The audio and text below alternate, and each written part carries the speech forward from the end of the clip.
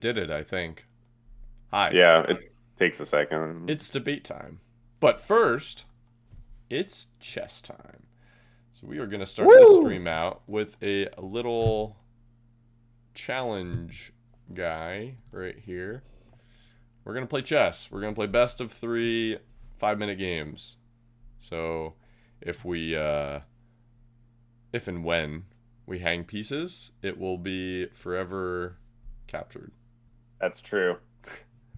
That's true. When I stream, it's like, there's this is live evidence of how bad my chess playing is. But sometimes it's the opposite. My record is winning 12 games in a row, which is pretty good, It's a definitely for me. ton. And I yeah, I did that alive, so I have the evidence.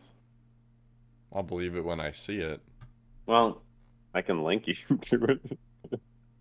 I sometimes wish that I could for like openings that I play often and like see come up over and over again. I wish that I could easily um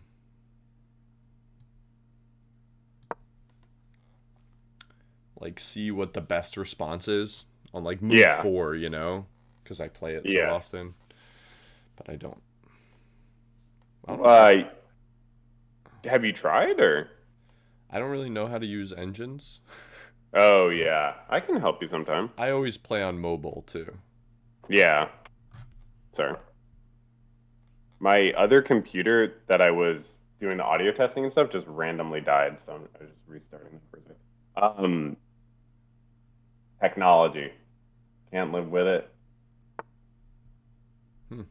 I think I saw or have heard a song before, like praising some sort of technology individual's ability. Is that, yeah. You ever see any videos like that? No, no, I have no idea what you're talking Cool. about. Speaking of chess, my friend's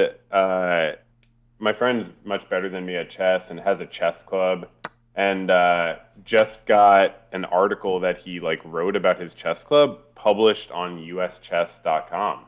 That's pretty Um, cool. yeah, it was really sick. I was helping him with the article a little too. I haven't read it, the final version. Apparently, they cut out a lot of the stuff he wanted to put in. He wanted to put Yikes. in the stuff. He's like trying to like create an opening and like a gambit and stuff, or he sort of has like you start with C3, which is like, fairly strange. And then he has this whole gambit line, but they didn't want to publish it. I think because he's like it's a little bit like maybe speculative whether he invented it or something, but I don't know. Yeah. I knew you were gonna go there Yeah. because that's like the only move that looks good. So I've been like Yeah. planning what to do for a while. Yeah. I'm not saying that that's like, holy shit, I'm amazing. It's No, no, just no. like I a got you. good strategy, and especially in Blitz, to like, where is my opponent's next best move Oh yeah. and what should No, I and I do? mean, yeah, it's like you don't. That's the cool thing about chess. You don't have to be like a super grandmaster to sometimes see the same moves as super grandmasters. Like there's always going to be some overlap. Not every move, but some overlap. So if I look at a game of Magnus Carlsen's, maybe if it's 40 moves, maybe like 5 or 10 of the moves I would have also played, and that's a cool feeling. Um, so I think maybe the first move is probably all I could say that for yeah, myself. yeah. um. Oh, interesting. Interesting. That's an interesting move. I didn't see that coming. Huh. I would like for you to take my queen, please. I don't have a ton of choices here. Yeah. You just retreat. Nah, nah, I'll take it. All right, let's trade it all down. Let's just burn it all I down. don't think I am going to take that. Really? I'm not sure, but I. That might be smart. Yeah, that might be smart because maybe I can't even really back it You up. can, Um, though. You can. If you yeah, I probably. couldn't, I feel like waiting would be the right move, Yeah. but you can protect it on your next move. Yeah. Because, Oh, this is a good move, I think. um, Ooh. Can't do that.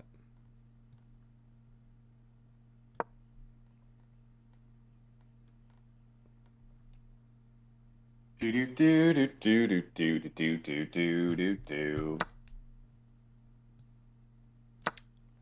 Surprise. Joke's on you. I wanted to ruin my pawn structure. Oh, I didn't realize that. Okay. I wonder what if I do this. Oh. What if I do that? So you pinned your own bish. Yeah. Ooh. How about now? Yeah. How about now? Oh, yeah. Interesting. Very interesting. Right. Escape. If you can. I will try. A minute and a half left for me. Not a lot, but enough, potentially.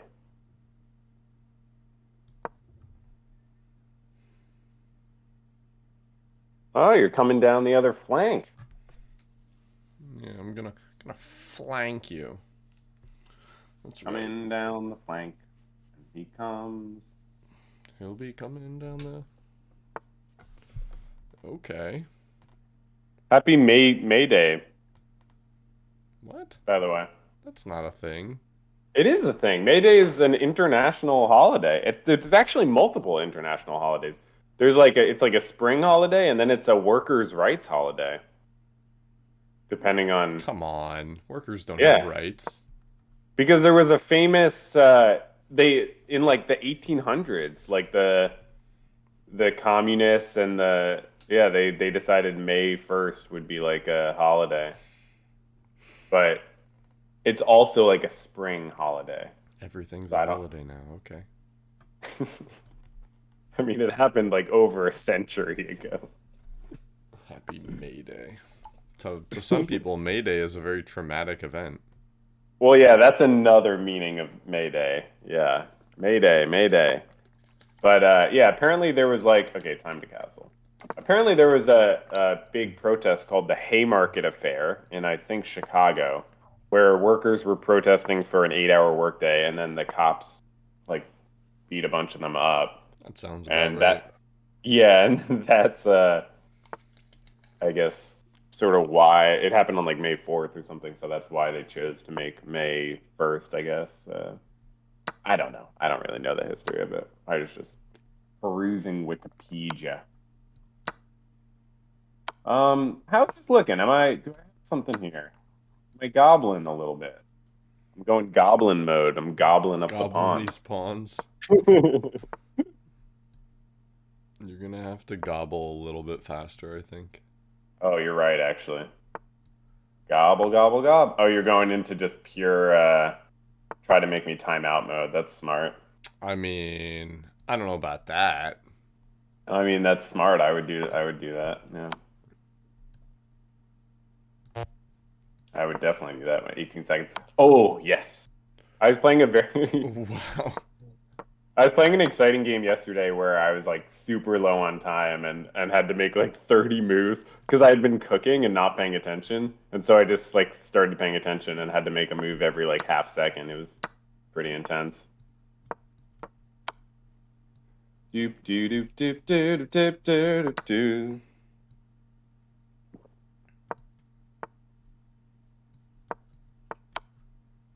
Oh, fucking shit. Oh shit, okay. Yes. That's what I like. Oh wait, what? Did you trick me or something? No, I'm fucked. Oh shit. Oh, point 0.8 seconds left. Good Yeah, game, buddy. that was nice. Good game. Shucks. Let's do it again. We're doing Yeah. best of three? Yeah. Nice Nice. nice pawn goblin. Thanks. Checking for Pretty nice. mistakes? Nah, probably no mistakes in that game. Yeah, there's no point in even looking at that. Oh fuck, the rematch. Where did it go? Okay, here it is. Nice. Oh, I get to be white this time. Hmm. That's good. I took the American flag out of my Dust.com profile. I honestly didn't even know you could. Yeah, it took me a while to find this flag because I didn't know what they called it, but international. Is that because you're a globalist? Yeah, it's because I'm a globalist. No, it's to protest the Iraq War. Are you kidding? You're kidding. Yes, I'm kidding. It's like to protest something like from like 15 years. No, but I don't like the U.S. flag, like aesthetically, and it doesn't give me like nice feelings. But yeah, What do you like associate it with? I associate it with just like patriotism that's like not good. I mean, there could be, Nationalism? yeah, I mean, like even patriotism, like I people, and there's actually a lot of left-wing people that try to make the argument that patriotism should be something like the left is more big on to try to attract people and stuff. And I just don't really get it because I don't really get what it means to be patriotic when you have such significant criticisms of your country. Like I've had times in my life where I identified as patriotic, but it was just because like I wasn't really thinking about the whole picture. I was just thinking about a few things I liked about America. So I don't know. Do you feel like there are like, I don't know, good ways to be patriotic even if you have a lot of criticisms of your country or Absolutely, I do. Yeah. yeah. I think, yeah, I think absolutely. And I think that you can support some things and not others. There's a, Yeah. there's probably a parallel to be made about like art and the artist, although I'm not Right. eloquent enough to make that kind of argument. I see what you mean. It's just like, yeah, but like even that, like, um, like say, I don't know, Kanye West or something. It's like, oh, say I still like his music despite him acting like an idiot or whatever.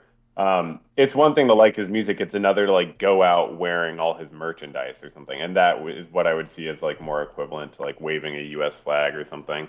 But it's all different shades. Like having a flag in your home versus outside versus the other day I was going from one place to another in the town here, and I saw these guys on an overpass waving American flags like last weekend.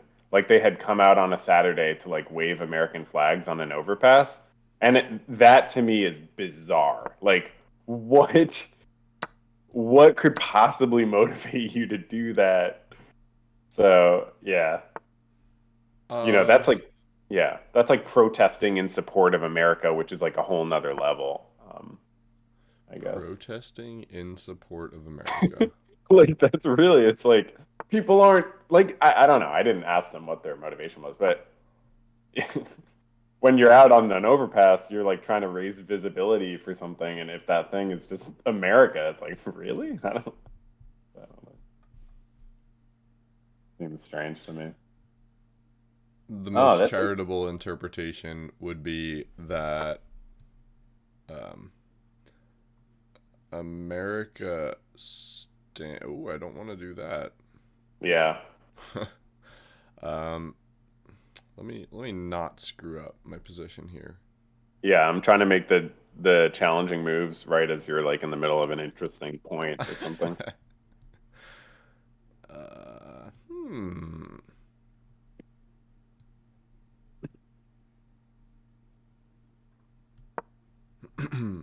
Dude, ooh, nice. Going at the other flank.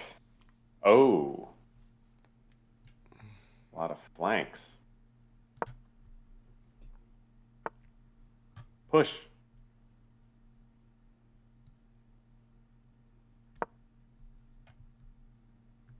Ooh. I really like closed up positions. Like this is getting sort of closed up. I like when it's hard to make a move and stuff. It's like more sort of wiggling around strategy. Huh. If I do that, you'll Oh, could I have taken that pawn last turn? Yes. Damn. Oh, but you would have taken the rook. Yeah. Hopefully I would have seen that. Yeah. Right. Oh, this is tricky, huh? Hmm.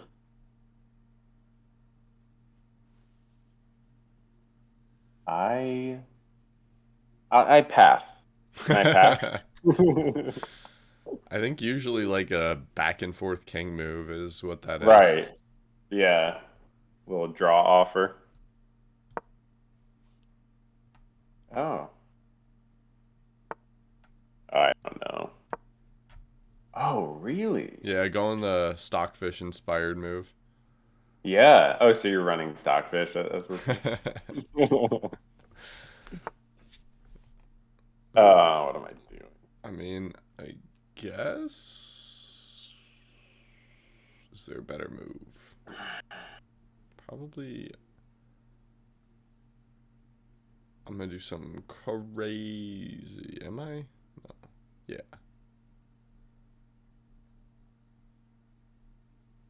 Do it. Mm. Right. That was something I was trying to protect. Right. Now that you mentioned it. Okay.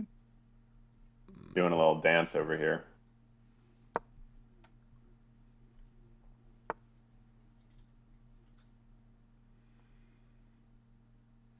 Did a little dance.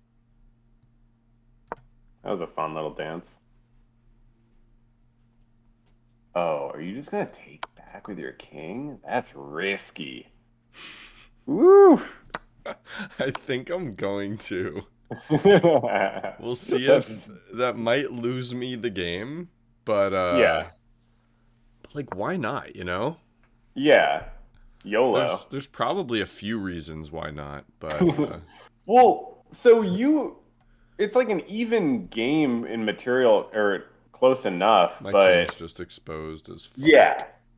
To have your king be exposed this much, you'd have to have like a crazy good attack or me have some king exposing problems because Or I oh yeah, could that was a do good move for that. sure. Thank you. Yeah. This wins material.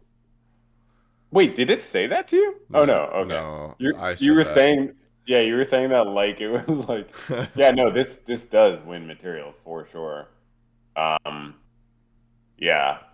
So oh wait, what about that? Oh, this does not win material. Nice. I love finding a resource like that.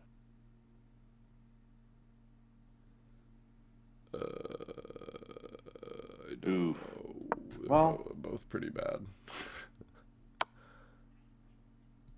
this is dangerous. A lot of bishops flying around, all kinds of different things flying around here.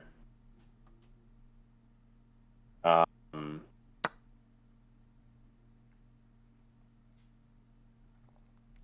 Shit's crazy. oh yeah. All to think I was about to lose the C pawn. Oh right.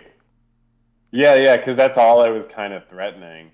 Well, you did willingly. Yeah, you pushed those what are they? Queen side pawns? No, I guess they're king side pawns, but your queen's on that side. You pushed those pawns a lot, which is probably a good idea, but it's definitely it gave me some like other points of attack, I guess. Don't other Um, me. my, I don't know. You said other. It was a stretch for sure. I was using other as what an adjective. I don't I know. don't even. What does that even mean? You know, adjective.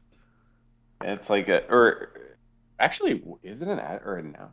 Other points of attack. Yeah, I guess it's an adjective. Agitate. Mm-mm-mm. Adjectives are words that kind of agitate. I do not have very much time left.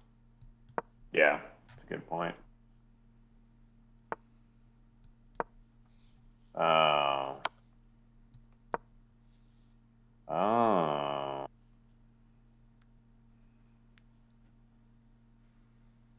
okay, damn, that's annoying.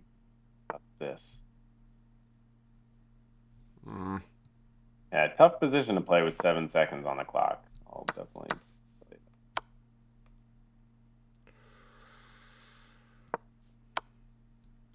Bada bing, bada. Oh fuck! If you surprise me, it's actually really annoying with 9 seconds. Damn. All right, well, hell yeah. I was looking. Did you see the mate opportunity I was looking for? Wait, what? Oh, you were trying to I was like kind of close. I needed your bishop, your rook, to move off of the um the D a- line. ability to get to the back rank. Right. Your C rook. You know what I'm talking about? Yeah, and then if you got your queen to a certain spot, so I couldn't go to like H2 with my king or My something. queen was in the right spot. So are you Oh, watching my screen? no, no, sorry. Yeah, yeah, show me now. Um, I had it lined up since here. That's really what this Yeah, move was prepping mate. I didn't care about the rook. right. I knew you were gonna move it, but all I needed was this guy to not have Mm, access to this square, and I right. get mate here. Oh, I cool. just Yeah. I was looking for a sack or something to move this guy off of Yeah. this, but I That's couldn't. what I couldn't. that's what you have to do. I Yeah, mean, that's my favorite thing to do is like swindling. Like you have a worse position, which I get into all the time, and then you somehow find a way to swindle them. So yeah, you do something. Like I got checkmate yesterday when I was getting crushed because they just didn't see I was setting up checkmate, and it's like, exactly. yeah, Exactly. That's like the worst one to lose. You're like, ha, this guy's. Oh no. seriously. I mean, it's heartbreaking for them. Yeah, Um, that's too bad. I'm gonna get a refill of coffee. Sounds good. Um, and yeah, did you have anything you felt like chatting about in particular? I wrote down like two topics, but while you're Nice. getting coffee, I'll just play a game if you don't mind. Yeah, yeah. No, I don't mind at all. Okay, be right back.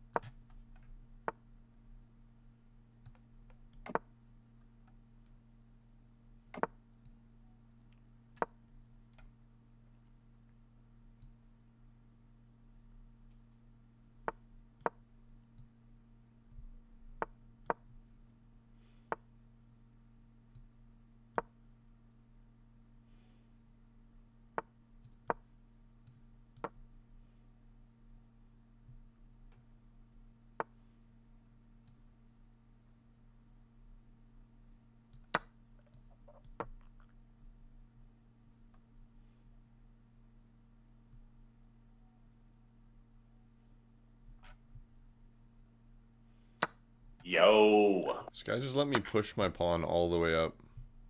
Oh, nice. That's like some alpha go or alpha zero moves.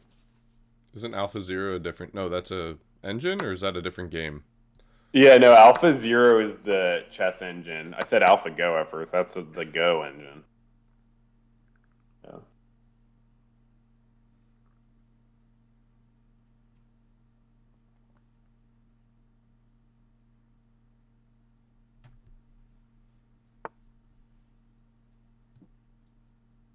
Do do do do do do do do do do do do do do do do do do. Isn't this? That's not mate, but it is a good move. Oh, nice. The stream has like the audio of the chess moves too. Yeah, I think it's just recording desktop audio. Yeah. Mm, I also have my. I know we texted a little about the Ray Dalio video. Did we talk about it a lot? I don't remember not because I that have I. some of my thoughts about it. I forget if we went over everything. Yeah, I think you may have mentioned a few things. Shoot, Okay. that's is that a bad move? That's got to be a yeah. No, it's a good move. That's a good move. Ha ha. Yeah. I'm just like I'm not pre-planning any of this stuff. I'm just like, well, I feel like having these pieces there is probably good for me. Yeah. And that's about it. Playing by intuition. He's gonna go Oh, this. here. So Yeah, what do I want to do? I can threaten queen, queen. That's not that good for me. I they can have one legal move. I don't know why they're taking a long time. check. I mean, Check. He has to take there. That's really not good for me. Actually gonna retreat. I can't retreat. I can. Oh my you god. got a lot of pieces in the game. I That's do that's not for know what sure. I'm doing. He's just gonna take this for free now. Yeah, what I am I? guess you got to get What the am I queen. doing? Oh, maybe put it up. Yeah, that's good. I have no idea what I'm doing, I but was gonna say put it on B7 to do like a double ram sort of attack. Oh, yeah, nice. Oh maybe. wait, never mind. Oh, that's good. Oh, if they just take your knight on F3, that might be good. Yeah. Yeah, that's a good call. I have to. Oof, they're like hanging in there. Yeah, I gave Now they're away too much material in my attack, I think. but you I think you I'm going to might. push here, bring the other rook in, and I don't think he can stop that. We shall see, Yeah. though. Yeah, you definitely want to get your other rook in because soon when they have both their rooks, that's going to be powerful for sure. But their rooks can't do anything right now for some reason. Like they actually, yeah, their position sucks. I think you're going to win this for sure. Do you have like 20 chess.com notifications? Yeah, I've never looked at any of them. How do you live? What if they're really important? I don't think that... Did I fuck that up, or did he just give away material? Oh, I actually looked away for a second. But oh wait, now it's directly even Yeah. in material. There's Oh, totally interesting. a pin or something here. I hate those dots. Do you like those dots that come up? No. But do I really have a choice? You can turn them off. Yeah. Oh, so you're saying I do have a choice? Yes. Oh, wow. Yeah. That's what I wanted you to do. Nice. He Yeah, has now your to king is. he has to trade queens. Oh, does he? Well, I guess he doesn't have to, but he should Oh. have. Would you don't want a queen trade because you have the active queen probably. Oh, nice. That was a huge blunder on their part. Yeah. Yeah. Oh, I'm Nice. just gonna protect this thing. That was so stupid. What am I doing? I think I'm Oh, they're okay. fucked. Yeah, they're fucked. Oh, I don't think he nice. really has. Can he just? Oh. Oh, I hope they can't Uh, draw. Can they draw? that's pretty obnoxious. Oh, they can draw. Wait, do it. No, you can't do another move. You can't do any other move. He has 0.7 seconds. Yeah, they can draw. Hold on, let me do something. You just can't. That's why they got you. You don't have any other moves. Yeah, I know. Gosh They darn it. gotcha. That's a great swindle. He wants a rematch. Can I do it? You mind? Yeah, do it if you want. Yeah. I never. You never watch me play chess. Yeah, no, it's fun. I like it. That was a tough draw. Unlucky. What can you do though? I can play him again and crush his soul. I Oh had my someone gosh. like sack a whole bunch of pieces against me, and Yeah. then like by accident, and then he in the chat was like, "You are so bad, haha! Yeah. I am only playing bad because you are so stupid." It's Yeah. like, Yeah, wow, that's man. classic. That's classic. That's even worse than like someone getting mad at me because I'm not winning fast enough when I have a winning position. Yeah, And they're resign. like, "What?" Yeah, then just resign if you have a problem Yeah. with it. Yeah, and like not even getting mad at me, but like making fun of me, like, haha, it's taking you a long time to win this, isn't it? And I'm like, I don't care. I'm not in a rush to go do something else. You're the one being tortured right now, and you're talking shit to me. So like in But those positions when I like clearly have like a passed pawn and I'm up like a queen, I yeah, will instead of like looking for a checkmate if they're like making me go move by move, I yeah, will um Hold on, this is about to be a good move. You'll just liquidate material like. I'll make every pawn promote. That's sadistic. If he doesn't see this, I'm taking with fuck. Not that he Mm. saw it, but I really wanted that. Yo, you should have put your knight on g4 because then you're threatening to take on h2 at the same time. On g4. If you had Yes. put the knight On h2. Good like, point, but then he yeah. just pushes on the g file. Oh, true, and then you can't take the knight either. Yeah. So Yeah. I didn't want him to do that. Yeah, He you're just right. wants to You're take definitely right. that. I guess I let him and just improve my position. So let's do this. He takes, I take, I lose that. Let's do that. Takes. Takes. Okay, Hikaru. Looks up at the ceiling. Takes. Yeah, that's winning. I should do that more. What? What's happening? Okay, so check. Oh, are they doing some weird shit? Check. Yeah. Back there. I can't mate there. Fudge. So are you gonna just take their knight or no? Why not? Right?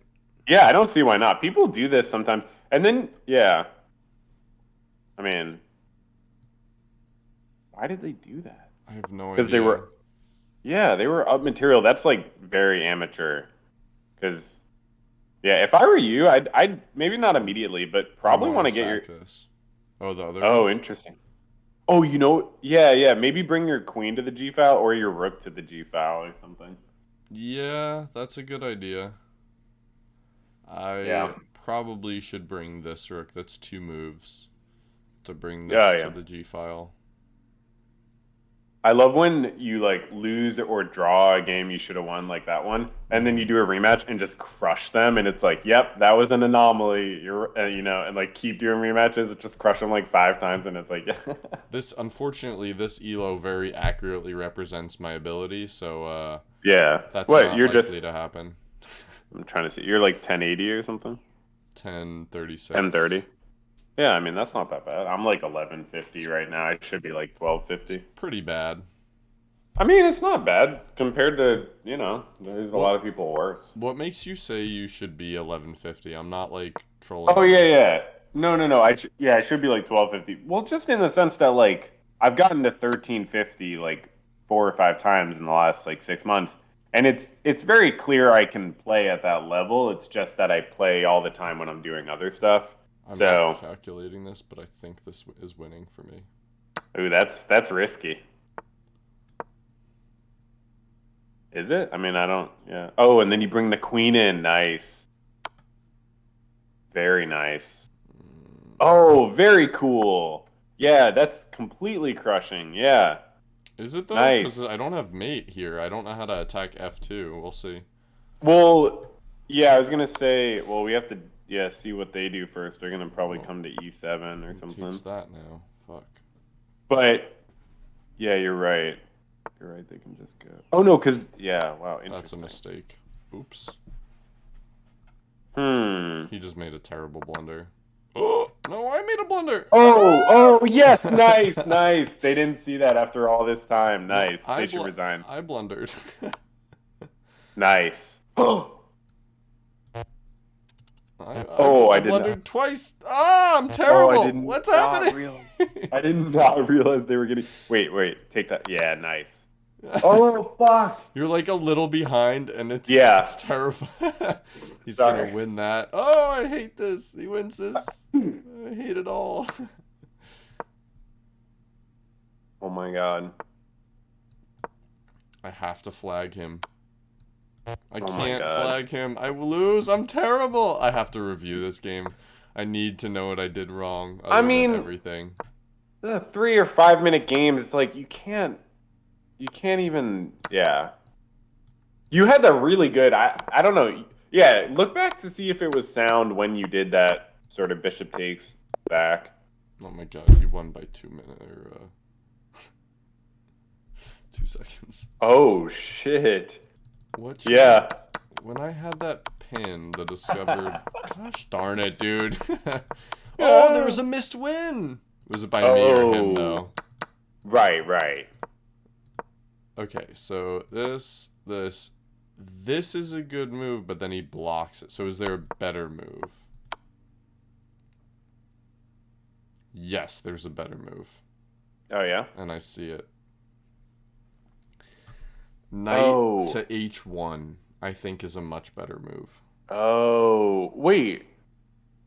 What if you do the knight move you did, and then they push the pawn, and then you bring your queen to like put him in check or something? I should have done that. Why didn't I do that? Because you were playing super fast. I think you even pre-moved, which I would have done too, because I thought you had it. I didn't Yeah. realize they could. But yeah. So he has to go here. He only has one space. Oh, I didn't even see taking. I just thought H2. But yeah, you just take. Yeah. Right. But, h2. like putting your queen on H2. But yeah. No, you just take the pawn, of course. Yeah. And then now they're done. Yeah, you crush them there. Is it though? He has to move there. And then Yeah. this wins a queen. Yeah, you take the pawn right now and you won the queen for sure. Yeah. Damn it. Poopy. Yeah. And that's winning. Gosh darn it. Oh, I just meant take the queen immediately with the knight. But yeah, that's. Oh my god, I forgot I had that. I'm so bad at chess. I mean, it's a complicated position. Like Ugh. everybody's bad at chess. Gosh darn it. All right, let's do what are we doing? Hi. Okay. Nice, dude. It's crazy how many views my Better Call Saul videos are getting. I don't want to take all the credit. In fact, I don't think I should take any of the credit. I mean, like it's so cool that you recommended it to people. I really appreciate that. I think that's sick. I like. But this is Oh, go ahead. yeah. No, I was just gonna say, but this is also like YouTube clearly suggesting it and shit. Yeah. But Can yeah. you share just like what your view chart looks like? Yeah. Yeah. I don't know how to do that. If I was streaming, I could pull it up. Actually, let's see. I've been checking in every couple days to see what the views are. Yeah. Which one did you think was the best video? That's a good question. I mean, I probably the last one, honestly, the Kim and Jimmy one. I felt like it was the most focused, where I like have the most like clear sort of thesis throughout. I remember you saying something about the first doing one was right the thing. worst in my opinion, because like I was just sort of laying the groundwork, like doing a bunch of different stuff. The ethics one is the one that's the part two is the one that's getting the most views because of the thumbnail with Mike. I think is like very attractive. Honestly, probably a better title too. Yeah, ethics are strange. Yeah. I think the other, like Kim and Jimmy's Love, had you had like this is very I don't know, like a cleavage thing of Kim, or like some sort of like Oh yeah. sexualized like thumbnail. Yeah. Apparently, Better Call Saul, the fan base, there's a very horny fan base for Kim and more recently Betsy. Oh my God. Dude, people are just horny about anything. Like, but yeah. No, it was really hard to make the thumbnail, dude. Like, to find good large images because I already have to sharpen them a lot to make them look good as a thumbnail, and like getting them the right. I literally spent hours on that thumbnail, like maybe 4 or 5 hours, like over the course of days. Yeah. It's crazy. Ask, how have you, someone asked this question, how have you not gotten DMCA'd? Because so I did get not a copyright strike, but I did get YouTube's copyright censors. I got tripped on the last video because so what I do is I upload the video several times, and then it'll tell me the first time, hey, these clips, you're not doing fair use. You're using too long clips for this. And so I trim them down, or I put like the little like like screen, you know, the little like waiting screen, or the, you know, thing I do like for like whenever I'm talking, I'll put that over segments. But you're allowed to use like 10-second clips of shows or around that area, and it's still fair use. But yeah, this part 3 video, it got demonetized, which was frustrating. As soon as I published it, it got demonetized when it had been uploaded on private for several days. And usually when it's on private, YouTube will tell me, hey, this is like, you know, too much. You have to this is like breaking copyright. So it's not going to get DMCA. I don't think it's technically DMCA, but it's like all the ad revenue goes to the owners of the copyright. So I think Sony or something.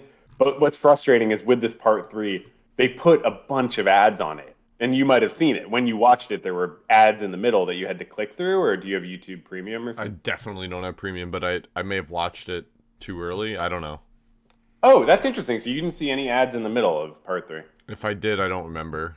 Okay. Well, yeah, because people commented, "Hey, that's a lot of ads," and I was like, "Oh, fuck! I didn't even realize YouTube put ads on it, and I can't remove the mid roll ads, so I don't get any money for that, and blah blah blah." But it is, yeah. So that's sort of how it works. Like, I upload the video several times, trim down segments, and I was just a little too liberal with a few of the clips in this part 3, so they got me on that. Too But liberal in general, I would say.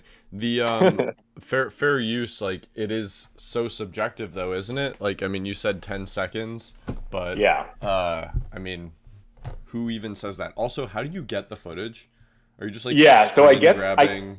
I screen grab, and you can't do it on, or you can do it on Netflix, but I can't do it on Netflix with my newer computer. I can do it on Netflix with my older computer. Screen record. You can't even take screenshots on Netflix. It knows and Um, then like blacks it out. yeah. So, but for some reason, I can screen record on my older computer for some reason. And if there was an issue with that, I'd have to go to like an illegal website where they don't have those sensors and to just screen record it.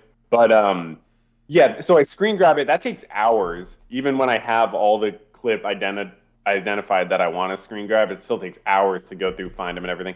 But yeah, I do that, and then I cut that down, and then even once that's cut down, syncing it to what I'm saying takes such a long time of like editing. I think you complimented the editing. I always appreciate when people notice it because it's so many hours of like syncing it up with what I'm saying and making sure it's not too long so I trip the copyright censors. So Yeah. the editing is really excellent, especially for a one-man crew.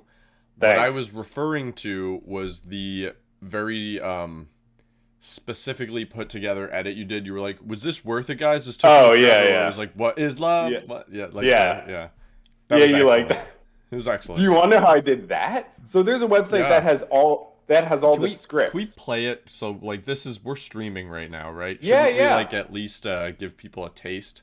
Yeah, I mean, you'll Which have to do it. You'll have to pull it up, which video was and that in? so that was in the last one, and Can people? Oh no, ethics. you'll just have to do a window capture. But yeah, that'll work fine. But yeah, so for that, I had to go into a website that has all the scripts, which was made it way more convenient because all the scripts are just typed up on some website, and then I Control F search for the words like Want to change this to baby professional. don't hurt me, and then I had to find like specific ones where either Kim or Jimmy was saying it, and then make sure it was like the right tone, and it took like such Tonight, a I funny celebrate. amount of time. It made me laugh every time I watched it though, so I just loved it. Okay, hold on, I found it. Nice. I'm gonna share this because it was really Yeah, put yeah. together Yeah. well. Thank so you, like man. even the music from that song, like fair use as well. So for that, I was worried about that, but I guess because I only use a small amount. But yeah, I found, yeah, I only use like not even 10 seconds of the song, so I guess it was okay. It's hard to predict with songs, yeah, but apparently that wasn't the issue. But because I only had the "What Is Love" from the song, and then the rest is instrumental, I think, and then I'm adding, their voices. I think it messes with the censor a little bit. But Okay, yeah. so I'm streaming now. You should be able to see it if you're watching Okay. my screen. Yeah. So What's Therapy makes excellent videos. Some of them anyway. The Better Call Saul ones I think are some of they are the highest quality Better Call Saul videos on YouTube, or at least are equal in quality with like other genres. So like there's this like lawyer guy that does some like legal review stuff of them. This is like a deep dive into like the relationships, ethics, character development, and other stuff of Better Call Saul, but I would say an emphasis on maybe the people, more so than like the plot. Do you think that's fair? Yeah, definitely. And they're really good, and they will be multi-million view videos at some point for sure. Yay! Yeah, they will. So anyway, this is something that What's Therapy put together. In this video, we're going to ask the question, what is love? What is love? Baby, don't hurt me. Don't hurt me. No. More. That took way too long to put together, so let me know if it was worth it, and check out the full version at the Patreon. We opened part 2. Awesome. Thanks. Honestly, so good. That even little things like that, in my opinion, really set the tone that like this is going to be a high quality video, and it's like it sets something apart of like, I don't know, it just sets the tone to me. You're totally right. Intros are so important. Like, especially when you have an hour-long video, like, people are like, am I going to keep watching it? And if you do something funny like that, it's like, okay, I'll give this a shot. Yep. Hour long's daunting. But I know. This viewer base definitely is a different breed. Yeah. I like that you pinned the okay. That's very Gotham chess of you. Yeah, that's wait, that's part 2, right? Yeah, I think so. Yeah. Yeah, that guy commented okay again on part 3. It's like, nah, bro, you don't get that twice. The funny thing with the fair use stuff, you might find this interesting, is like my experience with it is YouTube will tell me that I've used too much of a clip, and I genuinely agree completely.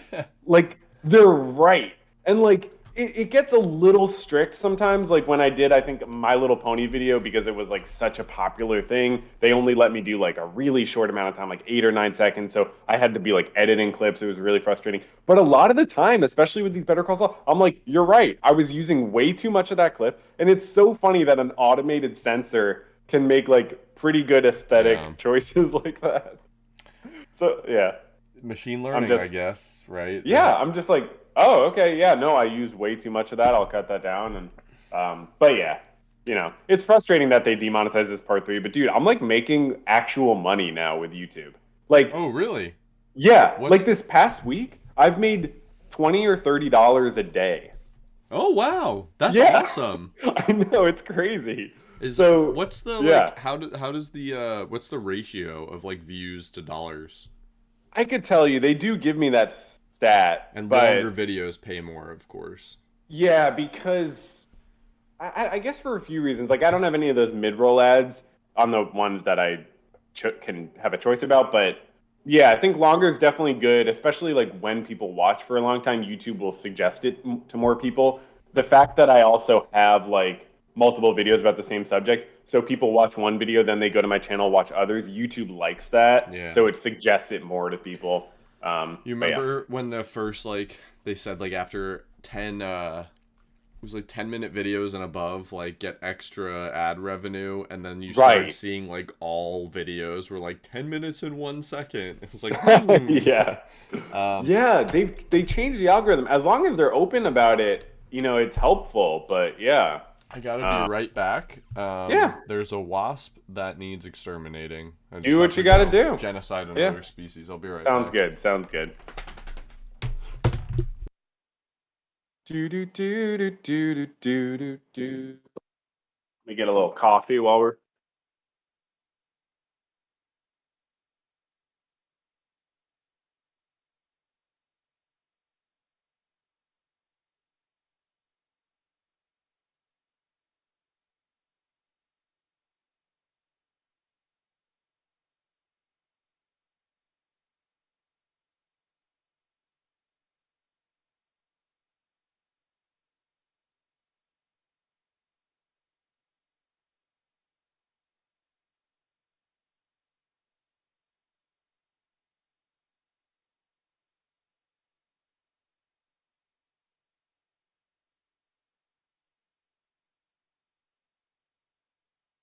All right. So we got 5,000 people watching. Hello. The host will be right back. He's killing a wasp. Not a white Anglo-Saxon Protestant, but like the bug. He's killing like the bug. Oh, his heart rate is going up too. Look at that. Wow, his heart rate. Is that correct, or how does it know? Oh yeah. Yeah, look, his heart rate's going up because he's murdering a organism. Oh, now it's going back down. Okay.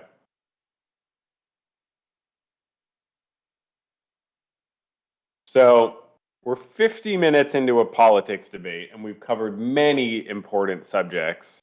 Um, so that's good. Wait, how's the audio? Is it good? Nice. So many important subjects have been discussed. Um,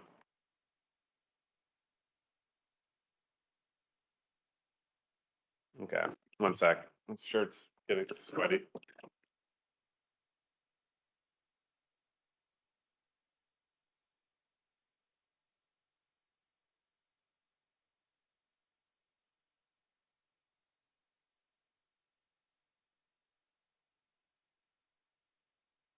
All right.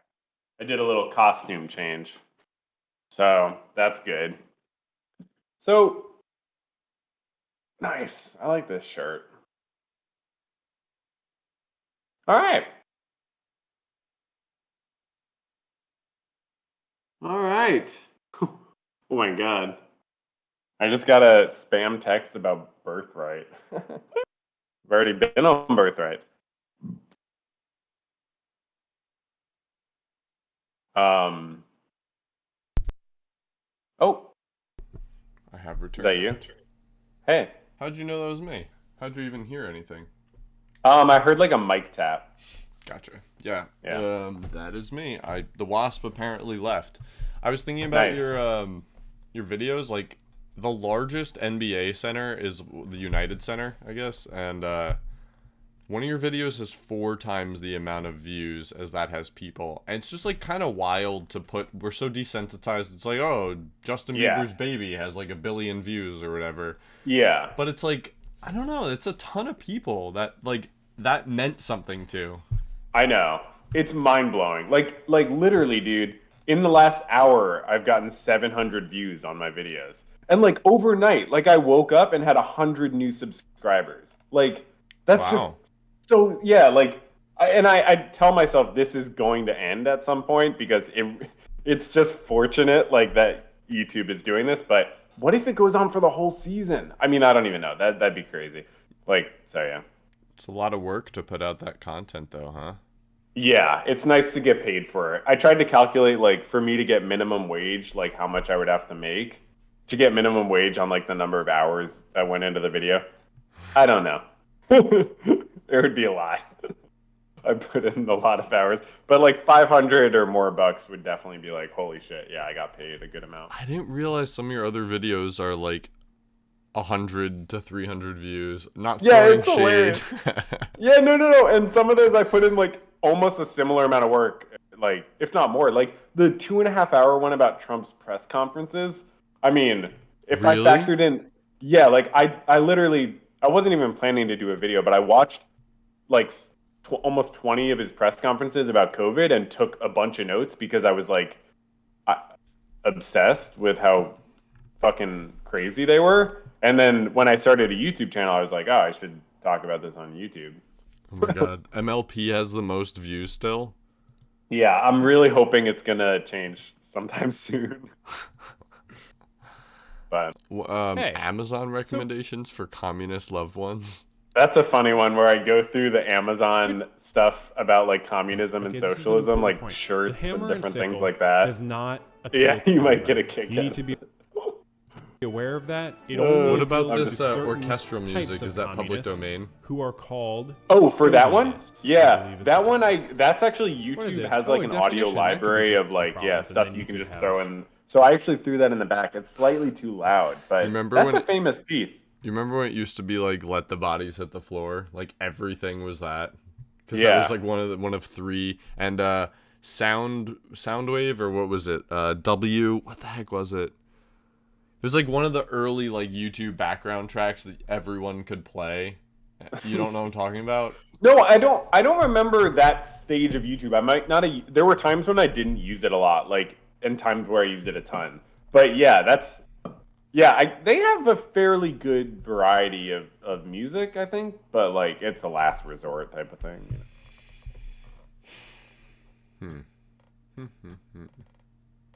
What do you want to talk about? No, yeah. What did you have anything on your mind? I Or figured Elon Musk, Twitter, and Lia Thomas would be two hot topics to discuss. yeah, I definitely thought you'd want to talk about the Elon Musk Twitter, which I'm definitely down to do. I don't We know are who the becoming second cyborg. person is at all, The actually. swimmer. Oh, okay. You know, Yeah, yeah, you know sure. what I'm talking about, right? Sure, yeah, yeah. Yeah, it's just those are the But what do only you think like about? super Yeah. topical things I could think of. What do I think about what? What do you think about Elon Musk buying Twitter? Overall, I'm for it for sure. He like the idea of you're super rich and thus you can like just kind of purchase a huge platform like that definitely strikes my sensibilities as a little bit potentially problematic. Like there's something weird about that, right? It feels strange if you imagine like all of the town criers hundreds or thousands of years ago, someone's just like, you all work for me now. It's like, oh, Right. okay. There's precedent for it. Like that already exists and has existed for a long time. Not saying it's a Yeah. good thing, but like that's nothing new with like Rupert Murdoch or Bezos or whatever. Yeah. So I don't think he's doing something new. Still, maybe it feels a little bit like more blatant than other people in the past who have like quietly acquired more and more media outlets. So I think Yeah. that part's maybe a little bit sketchy. However, I agree with him pushing Twitter into the direction of more free speech, not less. And in fact, I think free speech should go even further than Elon Musk's belief. But Yeah. I mean, I happen to agree with him on this issue. So if it was like Rupert Murdoch buying Twitter, would you feel different? Because I understand if you like Elon Musk, you're gonna, think about it differently than if it was just some other billionaire. Yeah, I'd be less supportive of it. Yeah.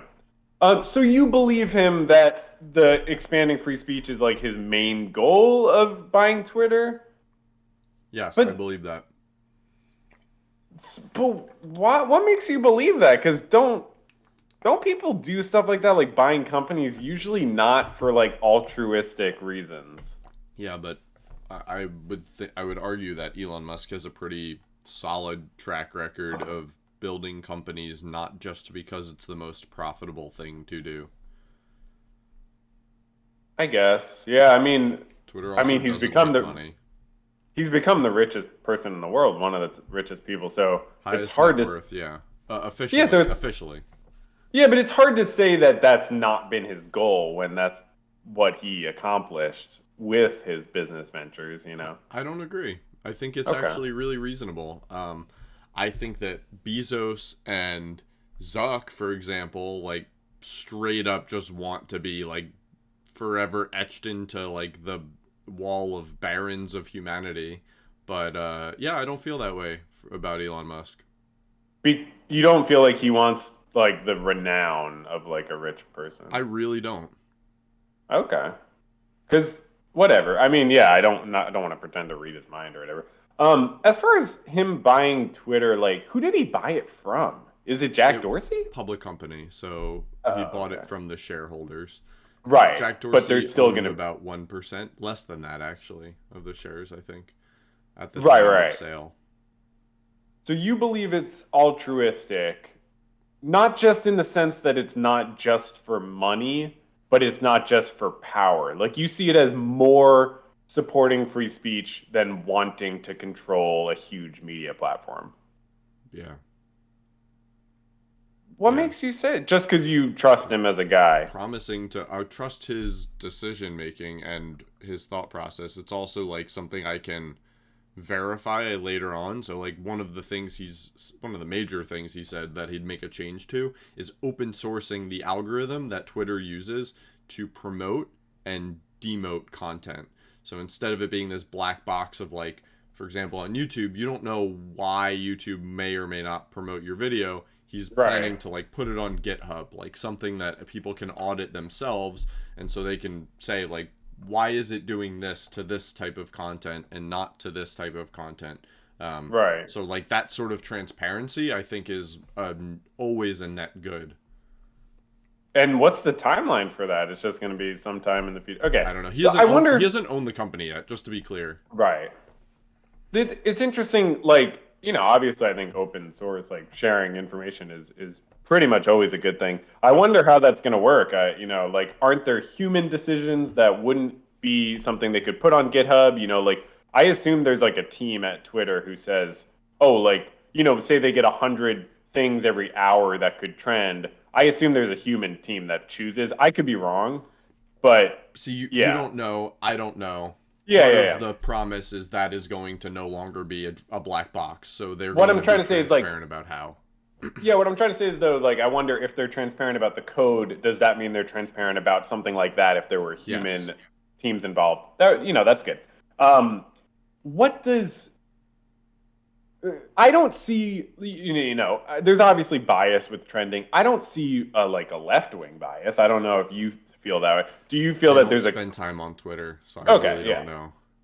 Yeah, because to me, it's a bias in terms of, like, you sent me that Joe Rogan interview with the social media people or with the Google people and with about the sort of race to the bottom of, like, the attention economy and how social media tries to make us angry and react. And I didn't watch the whole thing. I watched like 45 minutes of it. But that to me is the bias. It's like, outrage and stuff like that more than like a left wing, right wing, because I see some crazy fucking right wing shit that trends just like, probably like left wing, crazy stuff that trends too. Anyways, what does this free speech mean exactly? So, like, what's an example of something that would be better for like people to be able to say on Twitter that they can't say already?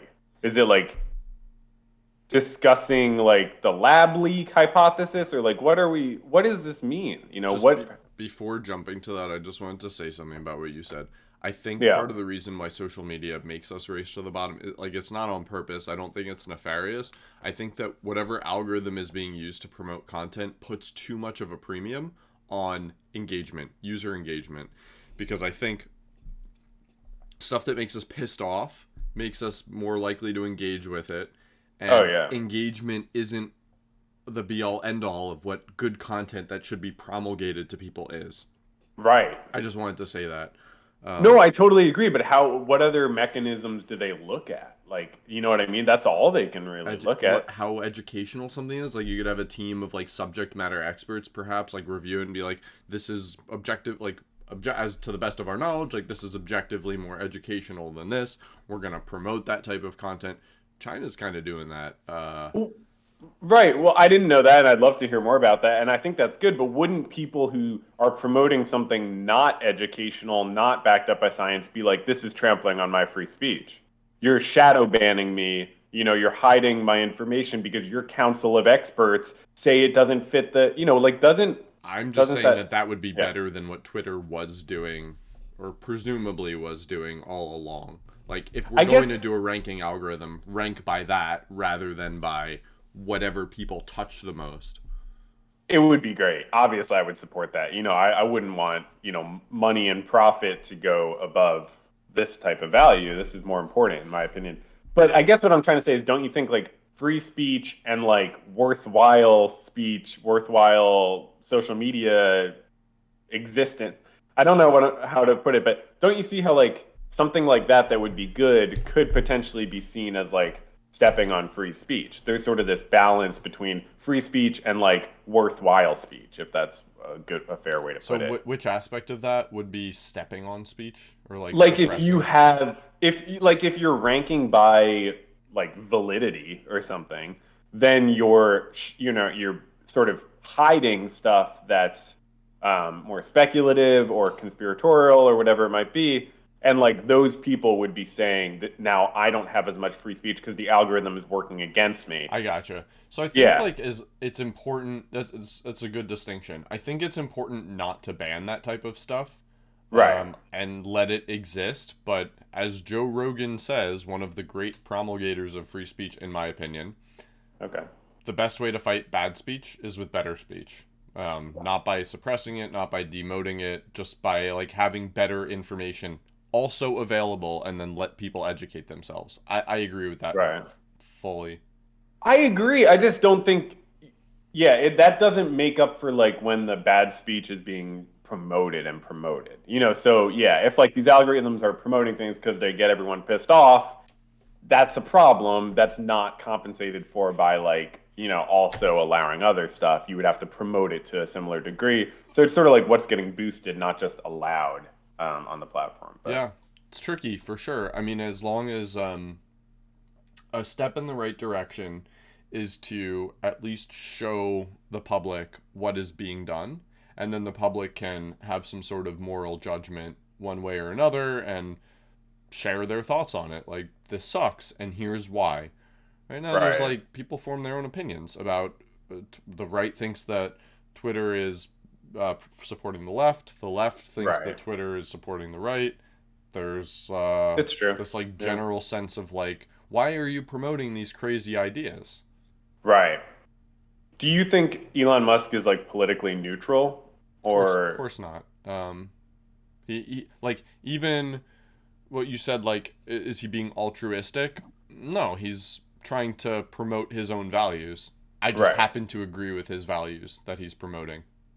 Oh, I would say he's trying to promote his own value. Like as a powerful person, I think he's trying to make himself more powerful. The idea that he's trying to promote free speech as a value to me is hard to believe.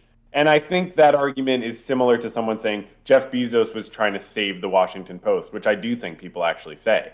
I literally think people say that. And it's like something like that. It's like there's truth to it, but to me it doesn't ring true like the whole truth, I guess. But What? I Why? Could you yeah. like flesh that out more? Why? Why do you not believe Elon Musk?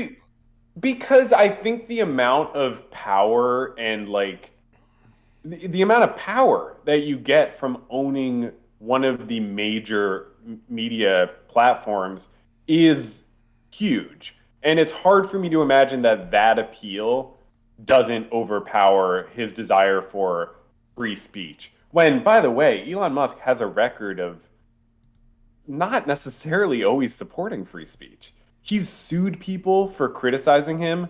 He's sued people for he's fired, I think, Tesla employees for speaking out about Tesla. He's also he did something. A journalist like wrote a critical argument about Tesla, and he canceled their order or something like that. I don't know. I don't want to pull stuff that I don't have all the information on, but I guess what I'm trying to say is I think there's always a line where people don't support free speech. There's always some line. And so when someone tries to pretend like what they're doing is for free speech, I just think they're saying they want more of a certain kind of speech rather than more specific speech. Or they want to have control over the speech rather than this like objective, oh, I just want free speech. Which type of speech does your gut say Elon Musk is trying to support? I mean, if you look at that meme he posted the other day where there's the left and the right and he's being pulled. Did you see that one? Yeah. Yeah. So that to me is someone who's like doesn't like the left wing.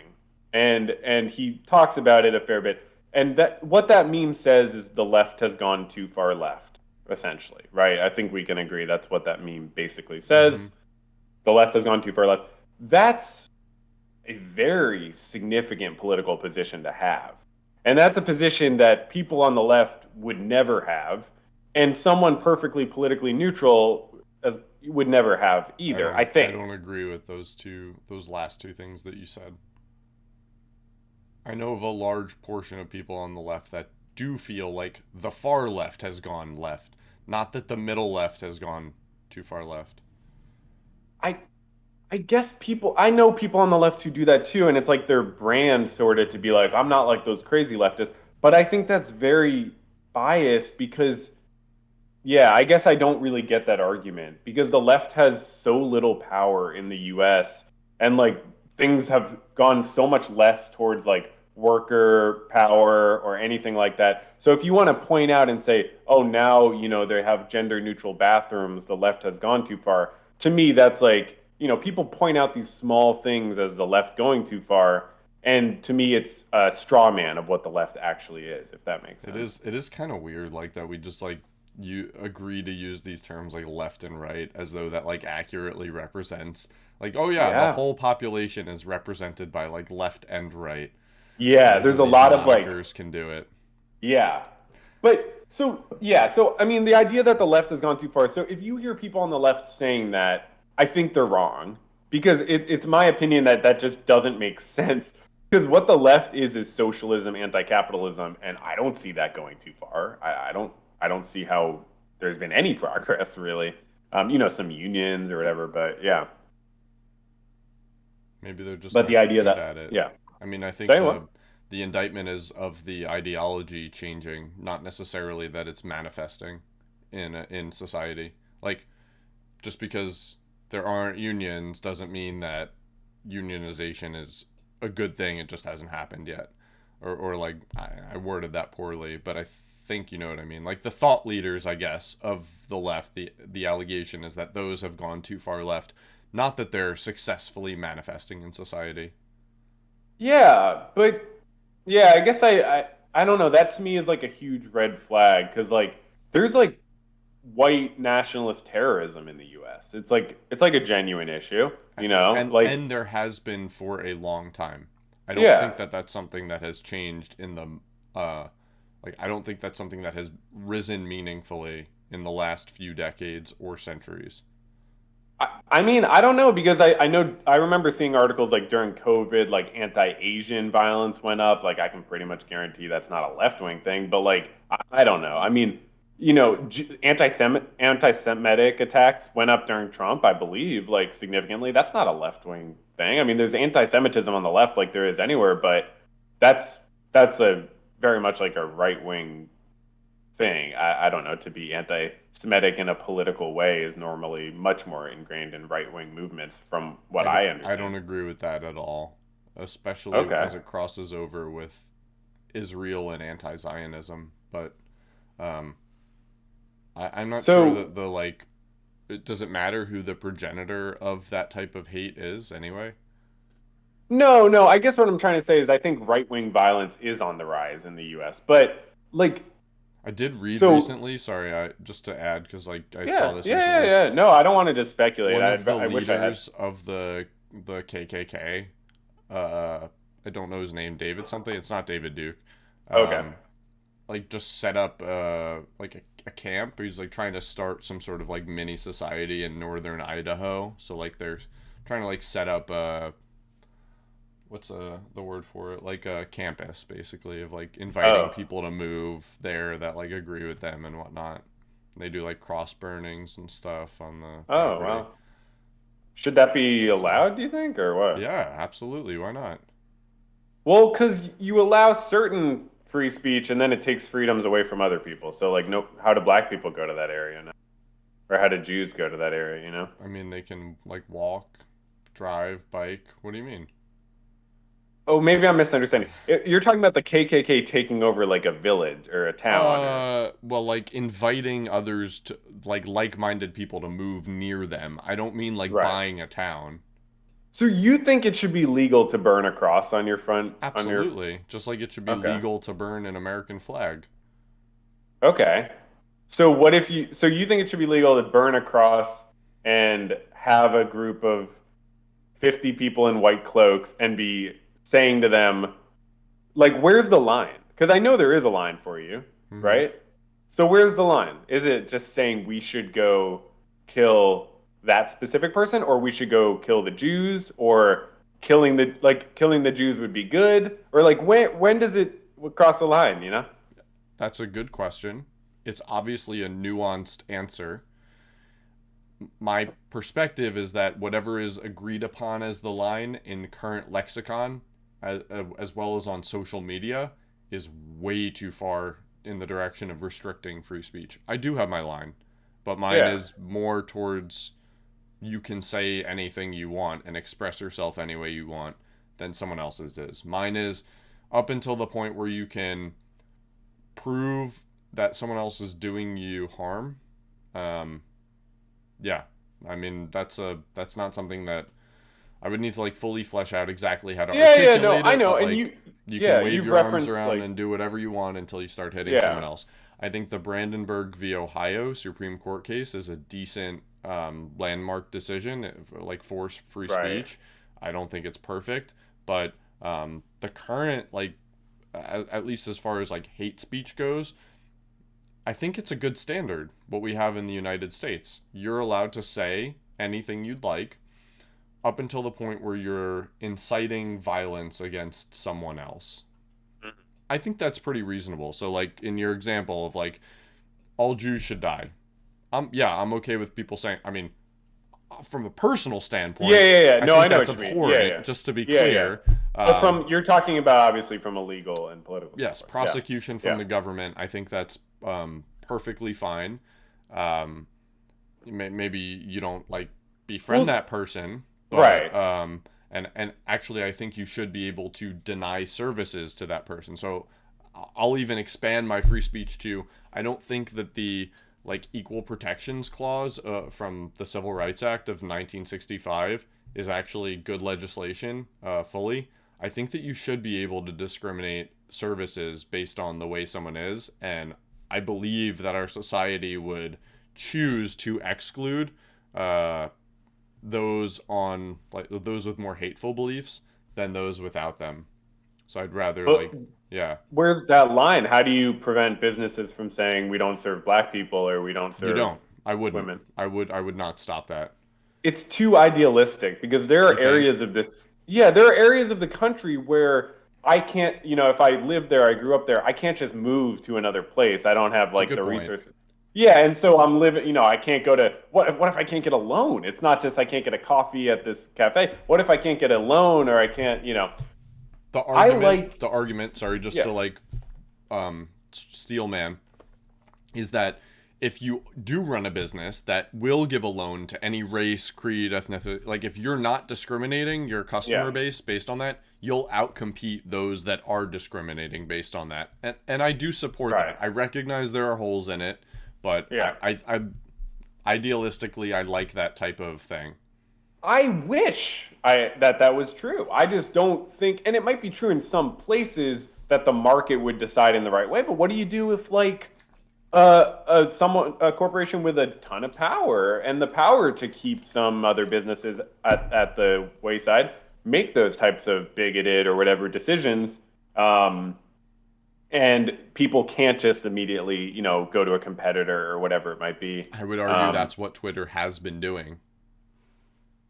By doing what exactly? By choosing to demote certain content and promote other content based on their own personal beliefs.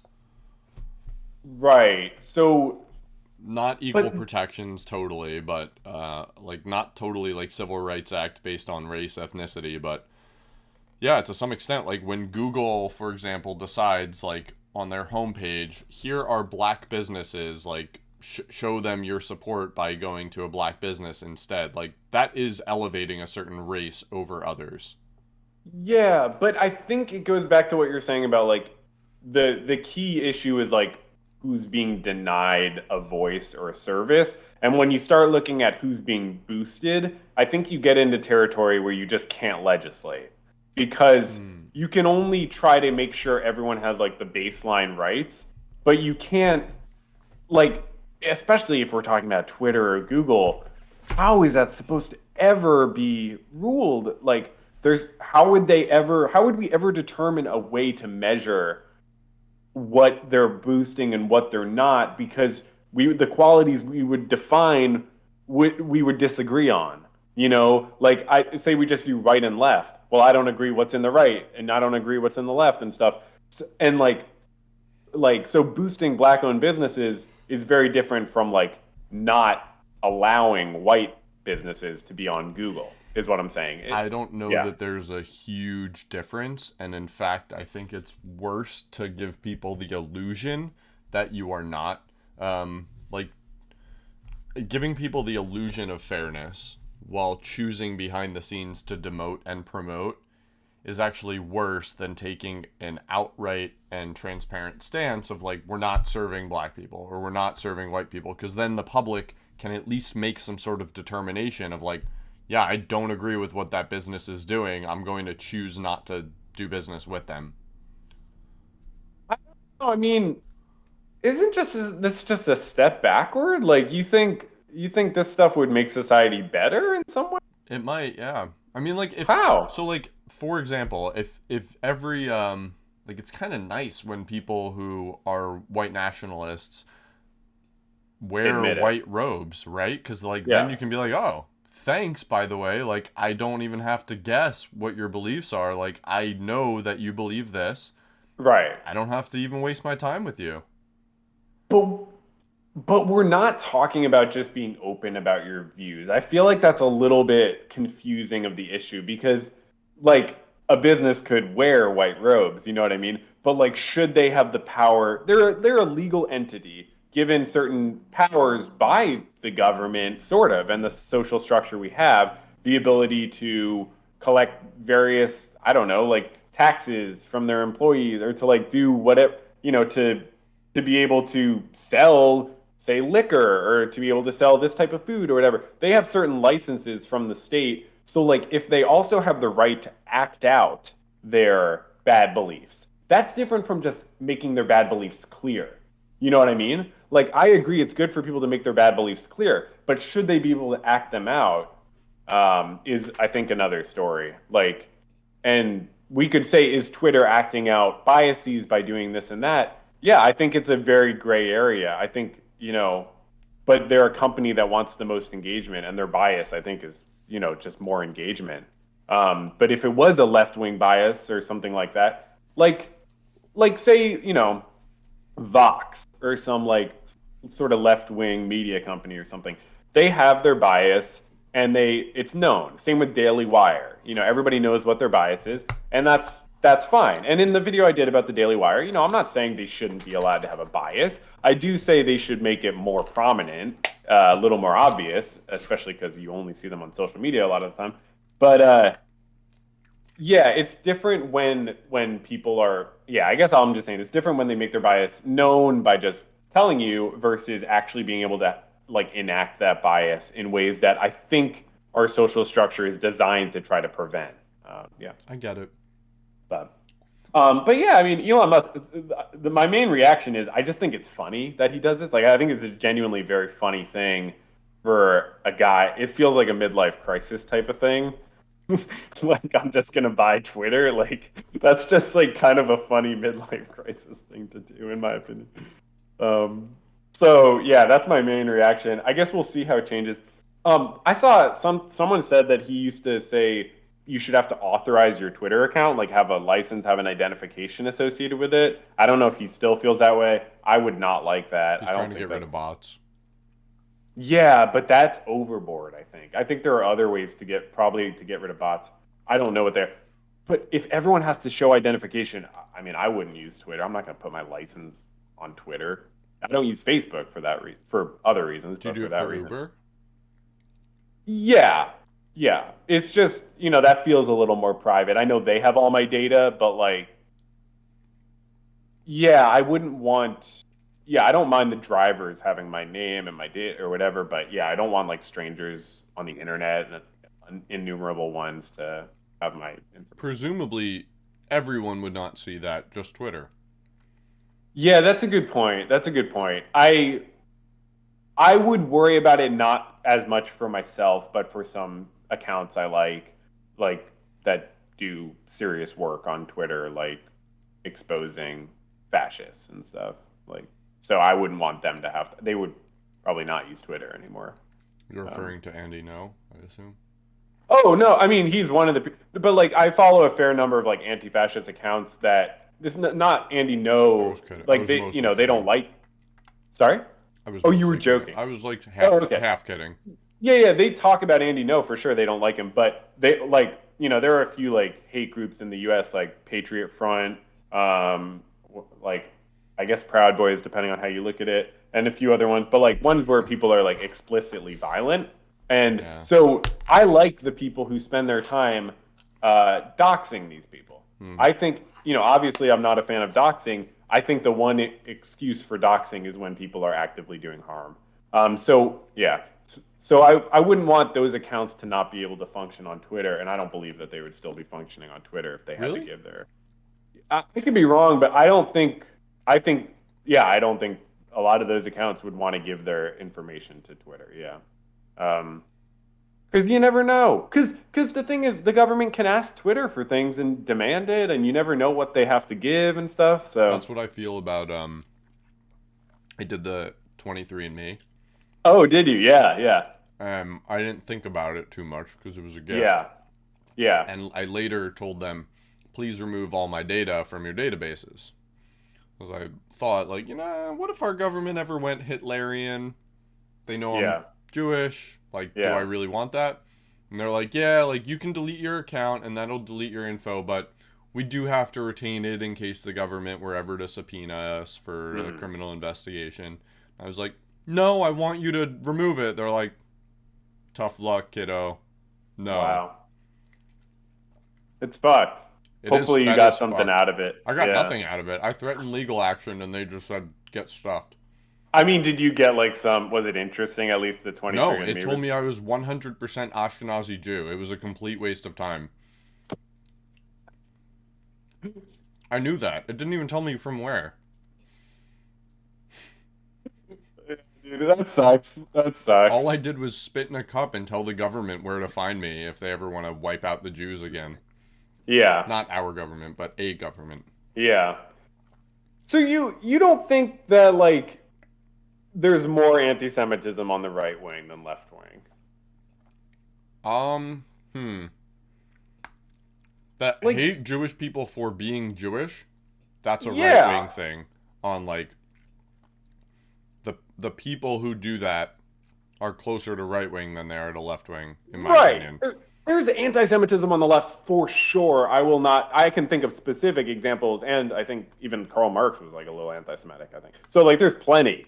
It's not a right-wing problem exclusively, and I should look into it more. So yeah, I don't quite know, Sure, but if you yeah. look at yeah, like Trump's fans, like, well, for sure would be more anti-Semitic than like Bernie Sanders is or something like that. Considering Bernie Sanders is Jewish, That's a bad example. that's Yeah, not super surprising. that's a bad example. But honest, I mean, Yes. like on average, like are Ben Shapiro's followers more anti-Semitic than Bernie Sanders is? I don't know. So that's a great question. Yeah. Mhm. Do you ever watch his like live streams? Because I guess you could tell if people in the chat are saying I anti-Semitic do things. not read. Okay. I try to avoid anything that even resembles a YouTube comment. I think there Yeah. are many more productive ways to take in information than Yeah. stream of consciousness from people who decide that it was valuable to type a comment in that sort of Yeah. forum. Oh, for sure. I sometimes will look at stuff like that specifically to analyze this type of thing. Does someone's audience have certain biases or whatever it might be? It'd be nice to like automate that, like crowdsource it, Yeah. and then be like, what is the average sentiment of this? Like, is how much of it is memes and stuff? Like, Yeah. But I think I guess I associate it with more with right wing because right wing is where you see like nationalism more, I would say. I agree with that. And nationalism is like it's not just patriotism, right? It's like Usually, except for the Soviets. for sure, and yeah, I don't yeah, for sure. Yeah, I don't know, I have limited understanding about things, but I guess my like nationalism is often associated with identification with an ethnic group. It's sort of like a nation is not just like a state. People will identify their nation as like related to their ethnic group. Like you hear people say U.S. is like a Christian The nation United or like States is complicated that way, but yeah. I get what you're saying. So yeah, so I mean there are differences between between a nation and a state that I've learned a little about. Mm-hmm. But yeah, I think nation takes into more like that ethnic sort of side of it. So people who are very nationalist, it's not just patriotism. It's usually like, oh, I want this nation, I want everybody to be in their right place. Mm. I don't want that much immigrants. I want people to stay in their own country. So You- I guess I'd see left wing people as more like not nationalist, and so more like yeah, whatever, like so a little less like racist. I just think it's important to contextualize that within other countries, and I think that the United States is the least ethnically based nationalist country I can think of. Like when people say nationalist in France or like the Netherlands, that does literally mean an ethnicity slash race, Right. not in the United States. I mean, you can say that some people interpret that to be like Right. a white Christian, and that is true for some people, but like Right. it's the least like that in the United States of any country I can think of. It is It's the most possible. ethnically diverse nation in the world. Is that true? Yeah. Is that true? Yeah, Or- yeah, that's true Okay. for sure. Maybe followed, if I had to guess, like followed closely by like the UK and then Hmm. maybe Canada. It's interesting. Yeah, but I wonder how much that does actually play into like genuine nationalism. Like, I don't know, but I wonder. My sense would be like nationalism is not patriotism, right? It is like something quite different. It's not just like I love my country. It's like I want my country to have a certain identity. Um, like, yeah, I think Doesn't that's my everyone kind of? Isn't that what a nation is to some extent? yeah, and that's It's like like shared values. yeah, but that's never going to happen, you know? Like people are always going to have super different values, and so You if you can try to form, strive towards a common goal. yeah, but how does that actually work in practice? Like, because what do you? You I pass mean, you could, laws that support your goal and you rule on them. Or you like yeah, I guess. yeah, rule your society based on them. I just want to correct something I said about Okay. the United States being the most culturally diverse.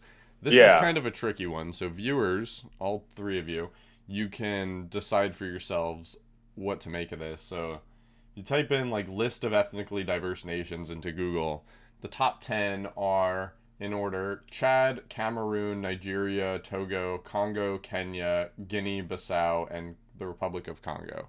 That's exactly what I was gonna Yeah, say. so Yeah, I'm my like bias is like, well, those are all African countries, like, that's a so that's yeah, right. wrong. So like Yeah. this is my so the way that it's deciding on ethnically diverse is like different subcultures and tribal groups and languages spoken. So like Yeah. depending on how if you're just looking at like skin color, yeah, I bet the Hmm. United States is going to be the most ethnically diverse. But if you're defining ethnicity as like a spoken language or a different tribe, then apparently these countries are the most diverse. So depends on Yeah. what lens you're using. That's it. I'm glad you mentioned that because that was my thought. Because I've heard that there's more genetic, just if you look at genetics, there's more genetic diversity in in say an African country or maybe in the the continent. Like there's more difference between like different ethnic groups in a specific African country. I don't remember exactly what the stat is. Than there is between white and black people in America. Hmm. Like if you look at genetic diversity, like skin color has no association to it. You know, like if you're just talking about genetic diversity between people, yeah, two black people that you would see, you know, in New York City and say, oh, these are just two different black people, maybe, you know, whatever. But they could have way more different genetic diversity, genetic makeup than you and one of them. I guess it depends Yeah. like how you're looking at it though, right? Like I don't Yeah. know what people really mean when so like what would a geneticist say when I say like how are these people different? So like we're what like 92% similar to a banana or something like that, and then that 8% accounts for the rest. But like But it's all relative, yeah. so I guess what are that gets at like what are differences between different ethnicities? What does that mean to be a different ethnicity? I think what you're getting at is that it's socially constructed. Race is a social Well, construction. that's not totally true. I mean, there's measurable objective differences. Race is definitely not socially constructed. The like the where There can be we measurable differences between things that are socially constructed. okay, so how about this? Where we draw the lines is the social construct. But like using I don't know, relatively the fact that we choose to like see race, right, is social, but it's also biological. There's a million different biological differences between people. But when you say where we draw the lines is socially constructed, that's basically what I'm saying. But it's just like if there were no lines, there would be no race. Mm, So the fact that we draw them at all, we'd still like know though. Like, okay, let's use an example. 5,000 years ago or something like that, or even better, like when Neanderthal and Homo sapien and Homo erectus coexisted, if they did, those were literally different species, different races. Yeah. I don't know how you want to. But that's quite different. That's a good example of the extreme that you would have to go to for it to be not socially constructed. Okay, so saying like those you would agree are not socially constructed for sure. Those differences. For sure. Okay, so interspecies, you're saying not social, but For sure. intraspecies is a social distinction. Well, because what I'm saying is like, if there are different species, yeah, that's not a social construction. The different species, that's a genetic thing. But if you, I'm sorry, so yeah. Okay. I don't know that I fully agree. I mean, it's a spectrum, I guess, to me, of like how much of it is biological and how much of it is ethnic. And there are or social, yeah. Yeah, sorry. That's what I meant.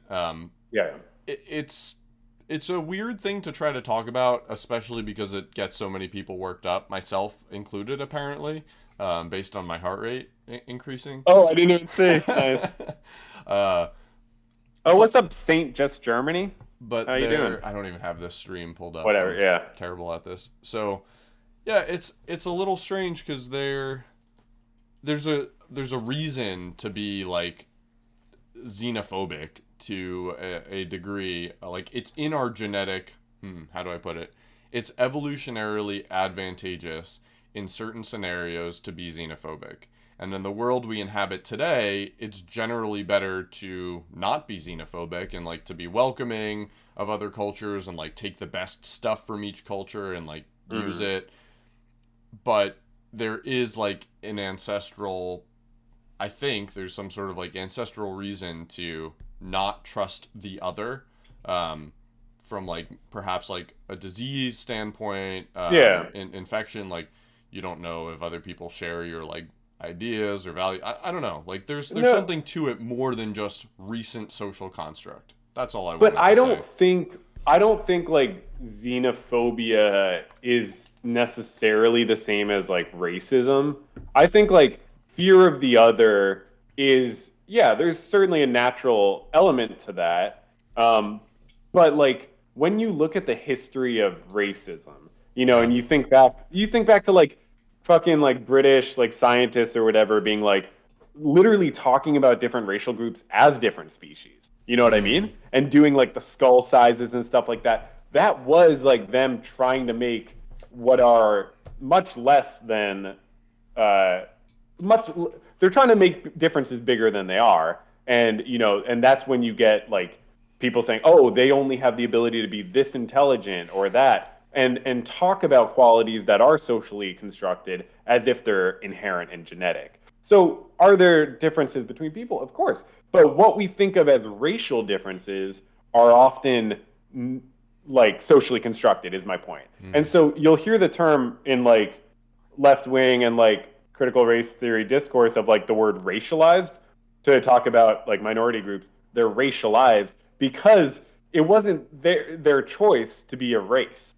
It was a powerful group, like a colonizing group, saying, you're a race. And, and I don't have a specific example, but I'm quite sure there would be, of like a colonizer getting to some place, there are like 5 different, like ethnic groups, and they're like, you're all black, so I'm in control of all of you. And that would be like a process of racialization. And I think we can assume that probably happened in certain places. I don't know off the top of my head. But yeah, so that idea of like the lines we draw being socially constructed, even if there are, plenty of differences between groups, do we know what those differences are? How do we know? I guess is. Do you think, I'm asking you to play devil's advocate, do you think there are measurable differences between races? There are all kinds of differences between people. But are those differences... The question is, what are those differences? How do we measure them? And what are the races? How do we measure them? Because if you're choosing the races that you're comparing equality about based on differences that are socially constructed in a way, like how did they end up in that group that are just them? Yeah, then you're measuring differences between social construction, just like, this is a dramatic example, but if you tested like rich white kids versus poor black kids on like an IQ test or something. Or Yeah. Nigerian black people versus American black people. Yeah. For You'd example. be looking at different social categories, and you could draw all kinds of different conclusions, which is what Douglas Murray did in that book, like the fucking The whatever that Madness book's of called. Crowds. No, the one that's about the IQ, the bar. Jesus Christ. It is a bit weird that we like sometimes choose to focus on the lowest resolution physical distinction we can, which is like skin color. It's like, oh, Yeah. white people do better than black people. It's like, yeah, which white people? Which black Yeah, people? we're Like, it's so, just so yeah. it's not a very sophisticated The bell cut. curve. Sorry, that's what I was trying The to think bell of. The bell curve. curve. Hmm. Yeah, but yeah, it's like it's based on a lot of bad science because yeah, there are a lot of other variables that can be involved, and we can talk about the trans swimmer too if you want because that's sort of like how do we draw these lines as well? What is a woman? Maybe I'll pose that question to you. How do you define a woman? An adult human that's a female. Okay, so how do you define female then? XX chromosome. But some people don't have those chromosomes, and you would still see them as a woman. Probably not. There are. I wish I was more informed about this. There are definitely women without XX.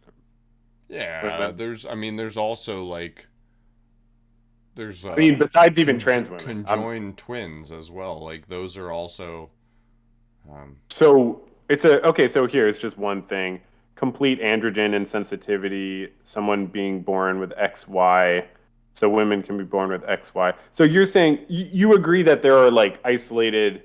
There are cases of people being born with XY that are women, yeah, but you dude, would. the reproduction is like a crazy process, and there's so many intersections for stuff to like go wrong and mutate and not do what it's supposed to with the genetic information. So like wild shit happens all the time in nature. So I'm not saying that like every time a zygote is created, it's going to represent the exact same way that we expect it to. But Yeah. if you're asking me for a definition that encompasses way more than it doesn't, yeah, I think that's a pretty good definition. I'm happy to So like nuance it with you. well, yeah. So if there's like a someone, so I'm just looking at this up. XY gonadal dysgenesis, also known as Swyer syndrome, is a type of hypogonadism in a person whose karyotype Yeah. is 46XY. Though they typically have normal female external There's a genitalia, the track person runner has. with this. Sorry. There's a track athlete who has this, if I'm not mistaken. So and the so like And it's like it's hard to like decide if she should be able to compete with females because her testosterone is like way off the charts, and she crushes. She's really good. so I guess I have a I few think questions. I could be wrong about that. Yeah. So you agree that your metric is not perfect. There are Few issues. metrics ever are. I don't know of any that you couldn't poke some holes in. Well, the one that always is correct is this person identifies as a woman. It doesn't really mean anything to me, but sure, I believe that. It means they say they're a woman. Sure. I believe that that would they always- say that, yeah. That would always be correct. And there is not a big problem of people pretending in that way. I think that distinction is important in some contexts and meaningless in others. I think that distinction is very important when speaking to a therapist or a friend. I don't think that distinction is important when talking to a physician or when competing in a physical competition. So if someone's one of the exceptions in your metric, should they be able to compete as a woman? That's a tough one. I don't know. I would say You kind of have to know for your position, I feel like. yeah, well, okay. First of all, I started by saying this is the best definition I have. I'm happy to nuance it with you. No, there is no good definition. I don't blame you because, yeah. I think my answer is probably not. The whole idea behind women's sports existing, which it didn't always used to, is to carve out a different category that doesn't benefit from the same natural advantages that men do. And So if we didn't do that, then women wouldn't get to have their own relative glory in achievement. Okay. I have to pee really bad. I'll come back in a sec. You always One have to sec. pee when I make a good point. Watch Oh, your I mouth, have babe. some thoughts. I'm just kidding.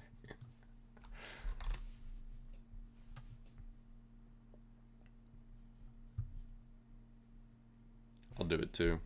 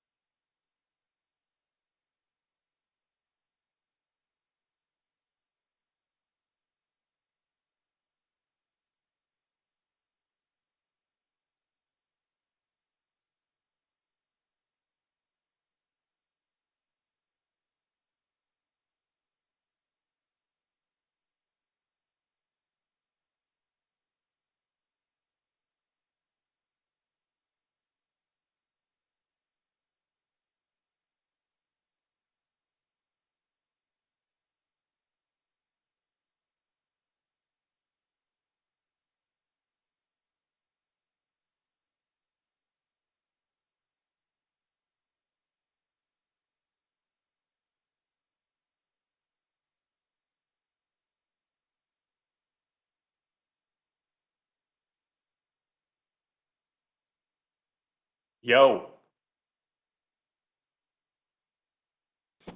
Yo, yo, yo. Yo, yo, yo, yo, yo. Holy fuck, dude. Jesus fucking Christ.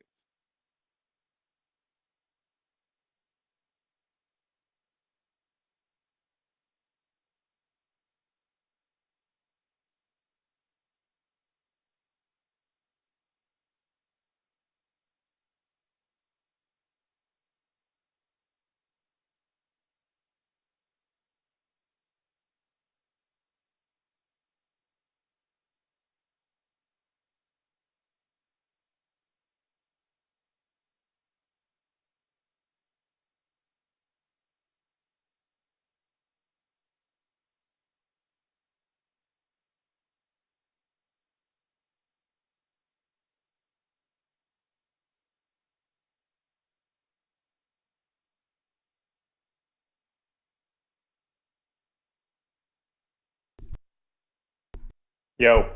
I'll be right back. 1 sec. Yeah, take your time. Got a wasp issue again. Ooh. Not the Anglo-Saxon kind. I made that joke last time when you got it.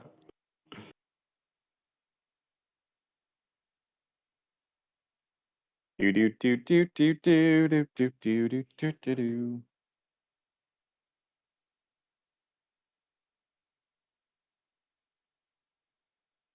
Hey, wanna hit TJ's in like an hour or so? Question mark. Still doing the podcast.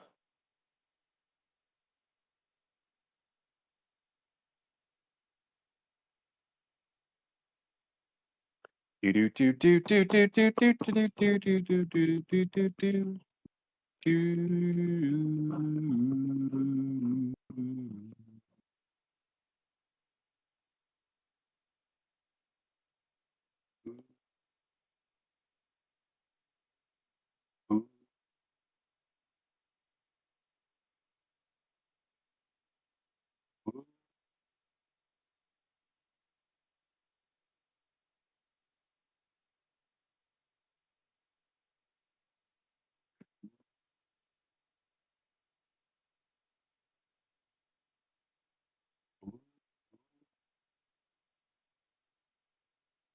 Doop doop doop doop doop doop doop doop doop doop doop doop doop doop doop doop doop doop.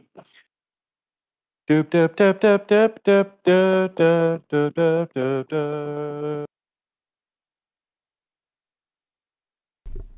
All right, wasp is Yo. gone, exterminated. Nice. So I got a few questions. Oh man. How do you figure out people's chromosomes?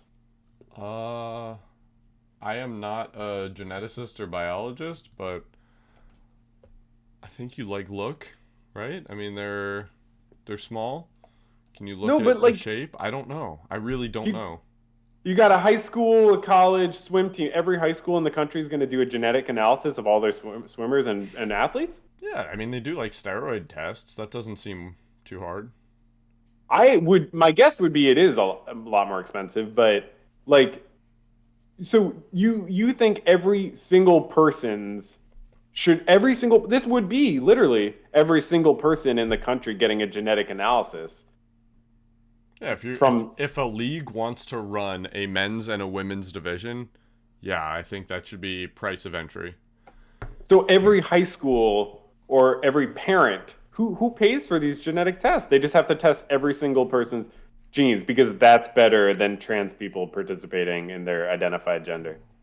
Uh, yeah. Genetic test for every single kid in I high don't school. see why not. I don't think that's that hard. Who keeps that information? You didn't want a company to have your genetic information, so now these high schools just hold on to everybody's genetic information. Yeah, I guess so. Seems problematic to me. But and then women who don't have XX chromosomes can't compete, but that's just a price of having this policy, and that's okay. Women who have XX chromosomes can't compete. Is that what you Who said? don't have XX chromosomes. So, because you were saying XX chromosome is the only. Do I have this backwards? No, you were saying XX. Is women. Yeah, you were saying XX is the way you'd identify as a woman. I think so. Identify. Yeah. Do you let me ask you this? Do you think that that you can tell when people are trans in every single situation? No. Okay. I think usually I have an idea, but no, not always. You would agree that there are definitely situations where you would not know unless someone told you. For sure. So those people, you would call them a woman, or say there's a trans woman, you would call them a woman. If someone was like, "Oh, who was that woman you were talking to?" You would respond to that as if it was a woman, even though because you don't know their genetic makeup and Yeah, stuff like in that. like the frame of society where like I assume people are a man or a woman based on a number of different factors, including like pitch of their voice and like the Which clothes is they're what we do. wearing and stuff. Yeah. Yeah, I think that someone who was born as a man but then chooses to present as a woman could do a good job, I don't know, a perfect job, whatever you want. Good enough to make me think that they're were born a woman. Yeah. Well, no one's born a man or woman because we're born babies with some of the traits of man and woman, but things can change along the course of our childhood that can, where you're not born a man or woman, you're born maybe a male baby or a female baby. But so if someone asked you, hey, who was that woman you were talking to, and it was a trans woman, and you said, oh, her name is blah blah blah, would you be wrong to refer to her in that way? Would Wrong. Yeah, like, do you see it as like you're objectively wrong because you're lacking her genetic information, or do you see it as it's correct in a social sense? I don't really get what you mean. Like, okay, you're talking to your trans woman. Someone asks you her name after you're done talking to her, and you say, "Oh, her name is blah blah blah." You don't know her genetic makeup or anything like that, so you refer to her as a woman. If Do you think, like, in an objective sense, that is incorrect? Like, if you later learned that she was trans, would you feel like, oops, I referred to her in the wrong way? No. Or why? In a social setting, I don't really think it matters. Right. Like for the purpose of conducting some sort of like social interaction, I don't really think it matters. Your genetics doesn't matter, is what you're saying. I don't think so. For if what Yeah. you're like describing was like a conversation. Yeah. All that Yeah. matters is like, I don't think so. yeah. I'm So- sure there's some exceptions where it like would have been wrong or deceitful, but like from what you said, which sounded just like a conversation, I don't see Yeah. why that's a problem. Yeah, it's not about tricking anyone. So you just care about it in like an athletic competition. That's type of the thing. context that Yeah. I was bringing it up in. I think it matters in other contexts as well, but to me that's like, and apparently to a lot of other people, that is a bright line that a lot of people have found. Do you genuinely think that this is people caring about the sanctity of women's sports? Do I genuinely think that this is people caring about the sanctity of women's sports? Not Do you really. ge- Not really. Okay, what do you I mean, think for it most is? people, I think that like this issue represents a larger social debate about what what what men and women are. Are they distinct categories? And there's a tremendous amount of cognitive dissonance being created when what people have grown up with and lived their whole lives knowing is being challenged. And I happen to agree with the people who are having cognitive dissonance, but I think that that's the reason for this sort of phenomenon glomming around this kind of an issue. Right. So it's not about the sport. It's just a flashpoint for people to I argue think about so. whether trans people are valid in a nutshell, I essentially. don't agree with that last thing. Whether trans Okay. people are valid. No, I don't agree with that being the crux. I think that's a misrepresentation of issues. Just like Why? I don't want to derail us, but like Yeah. oh, if you're not pro-choice, you must not believe in women's rights. Like I think it's a straw man of the opposition's viewpoint. I don't think it's about validity of trans people. I think there is a different issue that is How would like you being phrase it? proxy. You're saying it's a proxy for a larger issue. That's how I would define the larger issue. And I would say abortion is a right for women to have over their health care. So I do think it's a woman's right. But I see that's not how you would define the larger issue. So how would you define it for the trans issue? It's so hard, dude. Okay. Um, Whatever. You don't have to. I but, can try, like, but like it's not going to be yeah. complete or perfect. Yeah, Is you it don't have. I mean, I'm not useful? trying to put you on the spot too much. You said something about the categories man and woman being conflated or something like that. That's not that's not exactly what I think's going on because it's not so much about are man and woman the same thing. It's about what is the basis for the distinction of the categories. So not that the categories are overlapping necessarily, but that what how we define what a man and a woman is like is based on social things. So when we try to break it down to chromosomes, we start encountering issues like we don't know people's chromosomes. If we make it about genitals, I mean, who's going to examine the high school kids' genitals? They used to That's all the time. I don't want that to come back, but I think that is very fucked. Not just because of transphobia, but like that's kids should not be through that have to go through that in general. But I say it's about trans people being valid because what is a trans person supposed to feel if okay, their friends call them their preferred pronouns, their teachers call them their preferred pronouns, which by the way in many states are trying to make that illegal now for even teachers to call people their preferred pronouns. But but then they can't participate in a sport as the gender. How are they supposed to not feel like this is the system telling them their gender is invalid and their identity as a trans person is invalid? is it in? I don't know what you mean by invalid. I really Invalid, don't. like to say How about that. not important in that context? Like, is it fair to say that your gender is not relevant in certain contexts? Like, when you're playing chess, for example, does your gender matter? It depends. I mean, it Your depends. gender for playing Well, chess? if we're talking about like not while you're playing a game of chess, but if we're talking about like entry into a tournament, like the way you described women's sports, I agree. I think it's I don't I'm not against the idea of women's sports. Like I think and I think chess is a sport. I think there's very good reasons because the history of chess is such that men have this dominance in chess, and I think that's for socially constructed reasons. I think letting women have their own competitions to be able to earn money and status and then also integrating women's and men's competitions, which is happening more and more. I think that there's a good balance at play there. Is that did I go off track or I think I so. sort of I to your original point, like you said, the way that comes off to you is that like the implication is trans people are not valid. right. I think that That's what it the looks like, yeah. distinction of gender is irrelevant in the context where a physical competition ought to just be divided by sex. Yeah. Oh, hey. Hey. Blurry but Yo. kind of Oh, not wow. blurry. Thank you. That's really nice of you. Is that cider? You getting drunk? It's a taster of cider and Nice. apples. So I have apples and apples. Thank you so much. Nice. That's awesome. That's nice. Thank you. Yeah, I mean, it's just like, what is a specific trans person supposed to feel when they're like, their gender is what's relevant in almost every situation, and then now someone's saying it's not relevant. It's really, there aren't that many situations where, even by your standard, where it would not be relevant. So that's quite something. Can I ask you, like, why does gender? I know this is like maybe a backward, like I'm stepping back a few years at least. Like, why should anyone care about gender identity? Like, is it a useful distinction?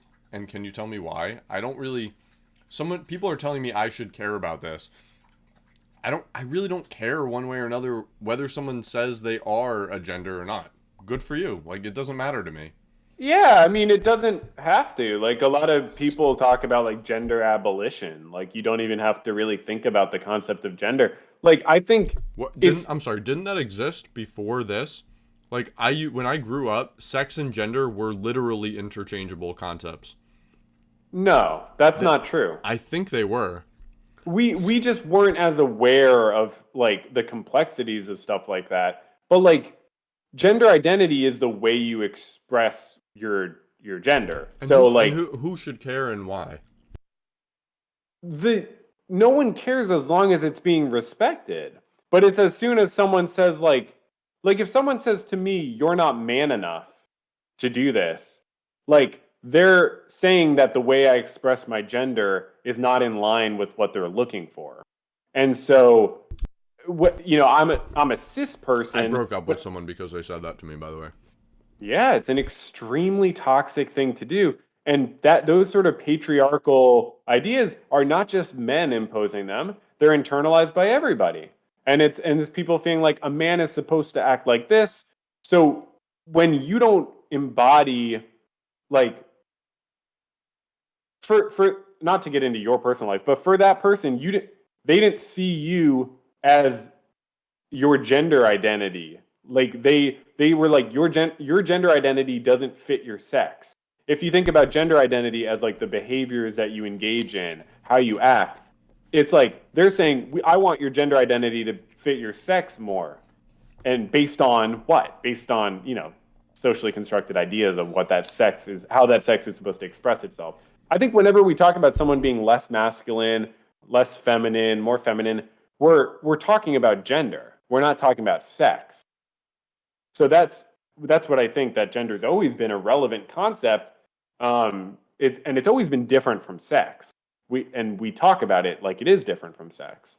That's why it's a different word, and like that's why when we say someone's more masculine, we're not saying they're more male. We're saying they embody how I expect a male to act, I guess, if that makes sense.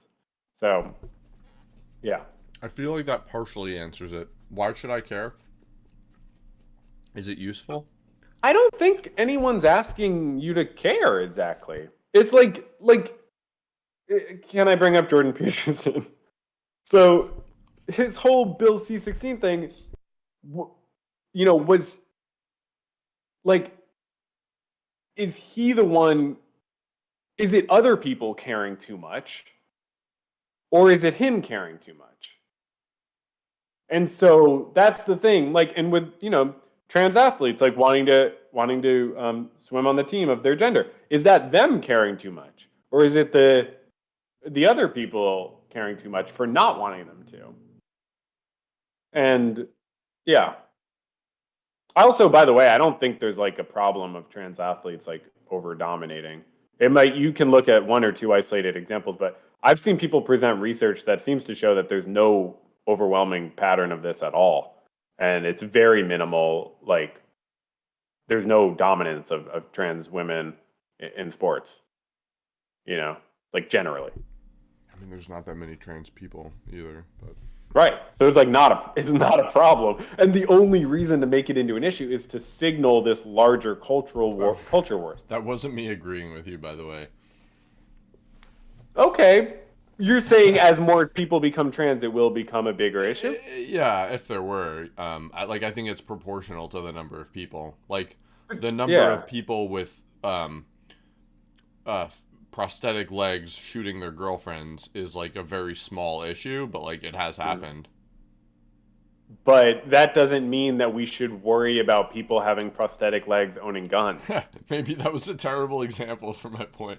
Yeah, no, it's like, and yeah, I mean, I'm glad you admit that it's not just about the sanctity of the sport. I appreciate that because I think people try to make it out to be like it is. And it's like, really, Ben Shapiro, like, I didn't hear you caring that much about women's high school sports, Ever. like through the years. Like, is this really? But of course, it's a flashpoint. And like, I mean, dude, the crackdown against trans people in our country is getting insane. Have you seen these southern states pass laws that like saying kids can't even socially transition? So not even just that they can't like consent to hormone therapy, but that they can't even socially transition, dude. So like they can't even have their teachers call them their preferred pronouns. That is bigotry, institutionalized bigotry, and it's really bad, dude. And if it's the trans people first, man, it's not going to end with them. Like, you give more and more power to the state like that, and they just crack down more and more on different vulnerable populations. Could we pull up a law from one of the southern states and then we could like talk about it? Do you want me to find it, or? Yeah, if you don't mind. Like, Yeah, I yeah, think hold it's on. better to just like talk about these things in specifics. Yeah. Rather than generalities, because I want to find something that we agree on beyond just it's like this is not a Yeah. I'll try to find a good source. grandstanding. I think is the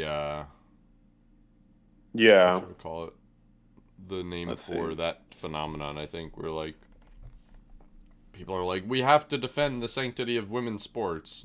Okay. Okay. I think it's a really good argument, by the way, and that's why people use it. It's like. Yeah. Like, it's powerful and like morally defensible, like, I think it's a good like Alamo. pretending it's about Like it's a very strong argument, but I don't think it's like where people are truly coming from, like the source of people's emotion. Yeah, it's a rhetoric thing. It's a way to. It's like save the children. We can't, and yeah, it's just that. Okay, do you have the chat pulled up? Because I could just send like the Yeah. Twitch chat or. Okay. Cool. I just threw it in the Twitch All right. chat. Give me a screen share. You can just I can look at the stream. I can look at the stream. Yeah, but for everyone else. True. all Yeah, one yeah. of them? Yeah, I'll do Yeah, that. yeah. So yeah, this is just some random website Fatherly, but I scanned it. It looked like it's based on legit sources and stuff. So Fatherly. yeah, I've never heard of that, but okay. yeah, me neither. But I actually think I might have heard of it. I think it's like somewhat. I mean, it's whatever. Let's see. Okay, let's see. Just gonna read for a second. I always like to look at like whatever's on the side, just as like a first glance to like get a sense for what the page is, because I feel like where it takes you after is actually really revealing. Yeah, sure, yeah. Yeah, and it's like whatever. But yeah, no, give it a read. Check it out. I no, seriously, I like to contextualize it Okay, first. yeah. So I look at like. I look at this as having a bias, just straight off the bat. Because the sources you read don't talk about states restricting rights of trans kids? No, like talking about bullying, like choosing to talk about bullying rates for LGBTQ. You don't think that's an important subject to cover?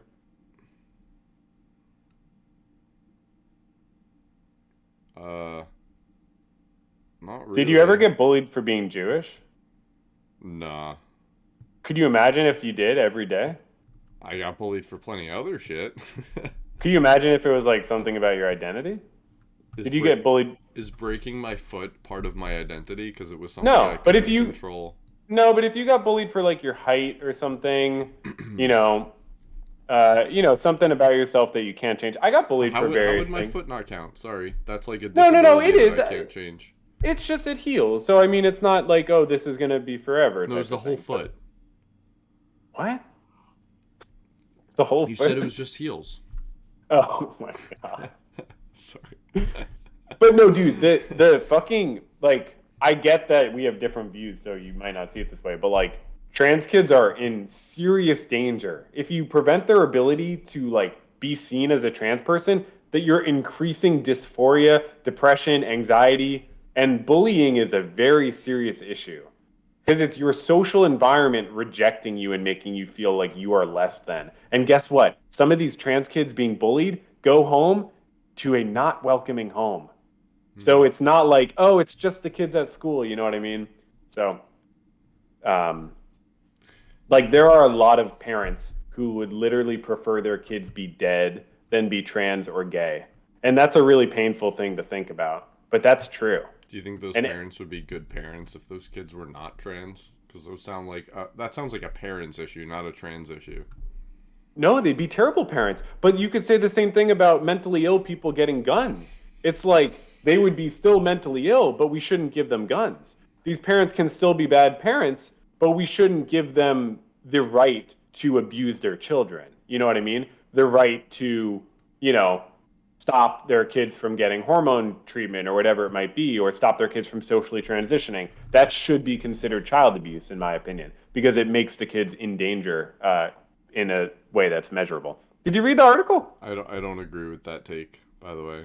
I don't think You might not be aware of how dysphoria works and stuff, but it's a serious issue. I mean, yeah, but as far as whatever, we're gonna go down that rabbit hole. I don't. All right. I mean, look, I'm just telling you, like, kids are very vulnerable. They're an extremely vulnerable population, For and sure. we need to the think most vulnerable. Yeah. And so if they're not allowed to express their identity at school, and it's a very bad situation, I think. I don't necessarily agree with that. What is the point of this? I don't know. What are you looking at right now? Can you see it now? Yeah, but you're looking at the author's page? Yeah. Like what does that Okay. actually mean to like why choose they instead of her? I think they probably just don't mind being called they. I don't. Oh, I think they mean But like I've never told anyone what pronouns to call me by, right? Like so why tell But someone they're- they? so they're not doing she/their. They're doing she/they.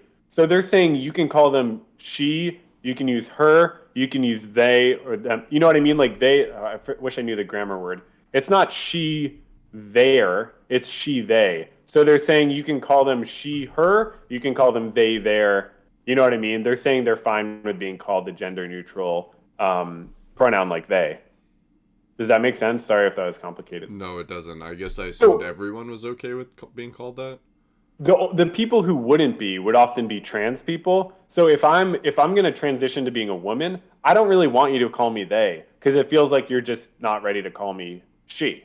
You know what I mean? So you do often see that with trans people where they feel like someone using a gender neutral pronoun is actually like can feel transphobic in a certain context because it's like you're not. Shit, dude. That's reading into it, I think. I mean, people have been calling each other they for a long time when it makes sense in grammar. I'm just trying to explain if I someone's got like you. if someone's a trans person and you're going out of your way to only call them they, it's not like one time you say it in passing. I feel like it's like it might be like transphobic if you said it, but Yeah, well, I that's feel a whole like they nother- is not. that's a whole nother. I'm just trying to explain if you're unwilling to call a trans person their preferred pronoun, it's transphobic. I understand what Yeah, you're saying that's- and I disagree with it, but I understand now. You don't think it's transphobic to not call someone their preferred pronoun? No, I do not think that's transphobic.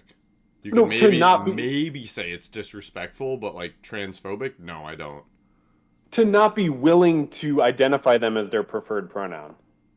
Yeah, I don't think that's transphobic, and I don't think it's like homophobic to not watch Brokeback Mountain or whatever. Like I don't. Dude, you're completely off track. That's not what I'm saying at all. Like, You said transphobic, didn't you? yeah, but the homophobic analogy would be refusing to see someone as gay. If you refuse to see someone as gay who's gay, you don't think that would be homophobic? You're literally afraid to see them as the thing that they are. Maybe it's not fear. The phobic words, it's a little confused. It's not just about fear, but That's why I think look, disrespectful would maybe fit there better. it's just an analogy. It's another word. But like, I'm not, you get that I'm not talking about like one time referring to someone as the wrong pronoun. I'm talking about if you are unwilling to call someone their preferred pronoun. Whether you want to call it, I mean, it's definitely transphobia. Because what is the factor that makes you unwilling to do it? It's the fact that they're trans. So if there's, if there's no other factor, it's like, oh, okay, that's transphobia. Does it make you an evil person? I'm not saying that. I'm just saying, like, I don't yeah. agree with that though. So what is transphobia in your definition? Be literally fear of trans people. But that's What not it what means. phobia means. That's That not necessarily. Literally is what it means. But when we talk about Islamophobia, are we talking about like someone's petrified of Muslims? Oh my God, a Muslim! Yeah. Like the thought of a Muslim person makes you uncomfortable or fearful. Yeah. Right. And so how do you act that out? It's not just about the feeling you have, but you might like not want to be around Muslims or something like that. Or if someone says they're Muslim, you might not want to agree that they are or something. Or like, I don't believe you that you're Muslim or whatever it might be. That's a ridiculous example. But my point is like, I think it's a weird word game to say that transphobia only means fear, because then what is fear? If I'm unwilling to call a trans person their preferred pronoun, that's fear. That's fear. And if you want to say no, it's discomfort with it, okay. Phobia kind of also means discomfort. It's not just about fear in the common use of the word. So I think it's a mistake to get too focused on word roots and what they mean, because the word transphobia does not just mean fear of trans people. It is kind of an interesting take that you have to say, like, let's not get caught up in the semantics of it when this greater conversation is literally in the context of the semantics of pronouns and what they imply. Yeah, but like if I call someone who's trans by the wrong pronoun intentionally, repeatedly, all the time, I'm harassing them. I don't agree with that either. I think it's rude, but I don't think it's harassment. So like, what would be harassment then? I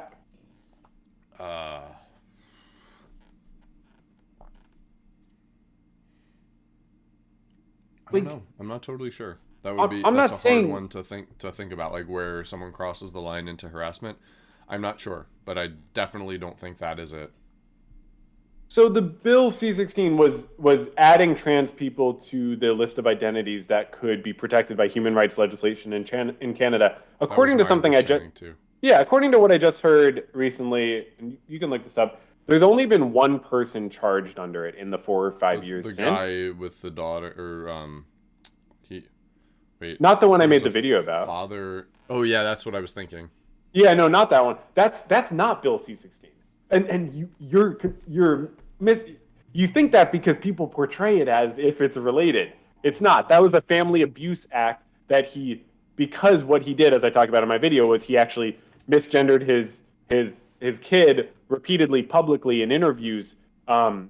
We could talk about that another thing, but yeah, I would think that's wrong. And the court specifically told him not to because it was in the middle of a case. Anyways, Bill C-16, the only person who's been charged was, from what I just heard, I didn't follow it up and look it up, was harassing a trans politician, calling them, doing, I don't know, other harassing behaviors. So like legislation like that is not trying to make it so you have to always use people's preferred gender or it's harassment. It's just trying to say like there is something called harassment of trans people for being trans. We could disagree over when misgendering falls into harassment, but it's in the same realm and it could be a part of harassment. It's not always in itself going to be harassment, but it would be a factor. You're denying someone's identity repeatedly. I'm not talking about a mistake or a few times, but refusing to see someone as their identity is bad. I don't know if you want to say it's harassment. That's sort of like a complicated issue. But yeah, I don't know. Do you think calling someone a racial epithet is harassment? Yeah. You do? Absolutely. And yeah, absolutely. Should be illegal? No, not necessarily. It should just I think harassment is a crime, though. But that's the thing. Like, it's just it's, something like this, you shouldn't get arrested for misgendering someone. You shouldn't get arrested for calling someone like a dirty Jew or Isn't that something what like. C16 does? If it's No, repeated? it's not, but it's like it would have to be, the court looks at it and has to say this is harassment. It's not like Jordan Peterson never would have gotten Can you arrested draw for the it. distinction for me? So I said if Yeah. it's repeated to the same Yeah. person and you continually do it, that's not something you could be arrested for. You said only if the court determined it. Yeah, I mean, I don't have it right in front of me. I assume it's like repeated, willful, but also like the relationship matters. Like if it's just someone on the street, I don't think that's the same thing as if you're like following them around, doing it to them, or like That's preventing them. following. That's a totally different thing. Or like if I'm going to apply for a job and they're like, "No, you're a Jew." That's different from like someone on the street being like, "Fuck you, you Jew." You know what I mean? So it's like when it actually is relevant to something you should have the right to do. I don't think we necessarily have the right to walk down the street without being called a slur, right? Legally, I guess we don't legally have that right, but I we don't have the wanna right. live in that society. That's for damn sure. Right, but we have the right to apply for a job or housing without having our identity be a determining factor. And so something like C16, it's like just adding like gender identity was just not something that the legislation had taken into account before. It was all these other factors, but not gender identity. So now that there are more and more trans people, it's like, well, we have to include them so they're a protected class, just like any other group. I understand that aspect Yeah. of it, and I don't think that I've seen much or nearly the same amount of like I don't know, response to C16 with respect to basically an equal protections clause being expanded to include a new group.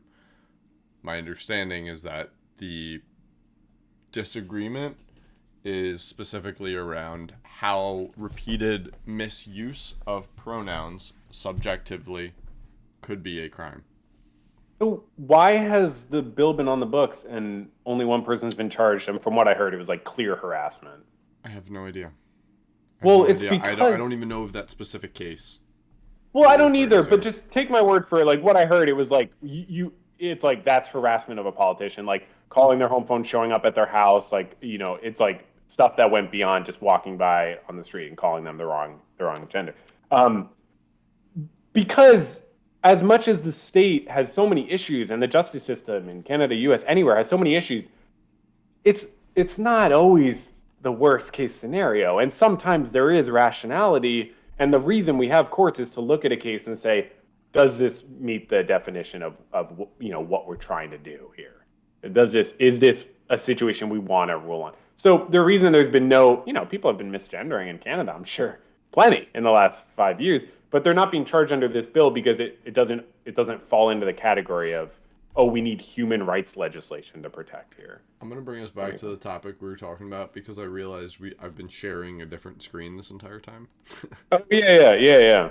So I'm gonna actually try to read this article real quick. Yeah, let's read it. Read it out loud. Go to it. Yeah. All right, title is Dangerous Florida Guidelines. Let me get some ASMR here. Dangerous Florida Guidelines seek to ban social transition. What families need to know. Subtitle: New state guidelines recommend against gender-affirming care for youth in any capacity, including social transition. The Florida Department of Health has released new guidelines that attempt to ban gender-affirming treatments for transgender youth in the state. The guidelines, released on April 20th, recommend against gender-affirming care for youth in the state in any capacity.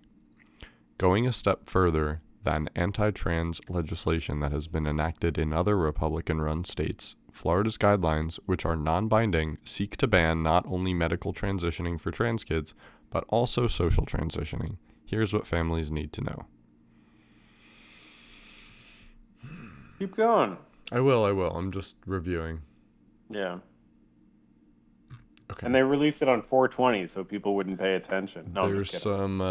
There's some things to like unpack here. I think there's a lot of like terms already that are used that are not going Like to be what? familiar to people. Like what does gender affirming treatment entail? So gender affirming treatment, you can look at you can look at hormone therapy and stuff like that, but it's also just like a doctor being able to identify the patient as their identified gender. And then social transitioning means, maybe you already know, but social transitioning means, yeah, at school, having their teachers call them their identified name and identified gender, being able to transition socially. So with teachers, counselors, whatever it might be. And then gender affirming care, yeah, I would assume they're talking about hormone replacement therapy. Yeah. Okay. I'll keep There's going. probably other stuff involved. Yeah. Florida seeks to But the ban. foundation is just the doctor being able to see them as their identified gender and their teacher being able to see them as that and refer to them as that. Florida seeks to ban social transitioning for trans kids. Florida's Surgeon General Joseph Ladapo released new guidelines on transgender care that should be made available in the state. Taking aim at a recent fact sheet by the U.S. Department of Health and Human Services that clearly states gender-affirming care for youth should be supported, Florida recommended against trans youth transitioning in any capacity. Citing a lack of conclusive evidence and the potential for long-term irreversible effects, the new guidelines state that kids who identify as gender diverse or transgender should not be offered gender-affirming care, including social transition. Social transition is usually the first step that a transgender person takes in their transition, and it is the only step that prepubertal trans children can take. It may include using a new name, new pronouns, getting a new haircut, or adopting a new style that allows them to affirm and express their gender identity. At any time, a person who has socially transitioned can choose to go back to their old name, pronouns, and style. Social transition is completely reversible. However, Florida's new guidelines clearly state that social gender transition should not be a treatment option for children or adolescents. This is despite the fact that socially transitioning during childhood brings mental health outcomes like depression and anxiety down to rates typical of cisgender children, whereas trans kids who haven't transitioned tend to have much worse mental health. What do you think about that? I want to pause here for a second. Yeah. I'm glad you do too. This Yeah. is perhaps, in my opinion, the first, I don't know, if I'm reading this article, I'm making some mental notes, some thoughts, some judgments about this, biases of the author, my own, injecting my own opinions. This is the first point in the article where I would go, I can't really continue to read this until I verify that link that I just saw around bringing mental health outcomes, like depression and anxiety, down to rates typical of cisgender children. To me, that's like the first huge concrete thing in the article where it's like, I need to go verify that, because the rest of the article, in my opinion, is going to kind of hinge on that. Is that fair? Is that fair? Oh, 100%. Yeah, if you're not already aware of that, you want to see the evidence. Yeah. And then, of course, what? I have to like read a... Did they link to a study, or what did they link to? Yeah, they did. I just opened that. So okay, that's good. At least they linked to a specific study. Okay, so this is a study. You could just scroll down to the conclude or the results. I will. I just want to like cite. So National Library of Medicine. This is by a few different authors: Durwood, McLaughlin, Olson. I like Durwood before she was popular. I'm just kidding.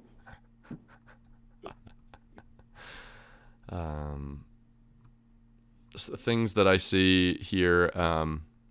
Just gonna note that the sample size is low for something like this. You could find many. You could find many articles. Whenever I look at studies, I look. There are a few key things that I look at. Maybe some people are watching and they're like, "Oh, I don't really know how to look through a study." So sure, yeah. Who has time to read through literally everything here? I don't know. I don't right now. Right. Besides, I'd rather just confirm my biases. So, so sample size is kind of on the low end for statistical power and certainty, but it isn't small enough for something like a student t-test to be needed. Looks like so 2 control groups, age and gender match control. Okay. Let's see. Conclusion. Discussion.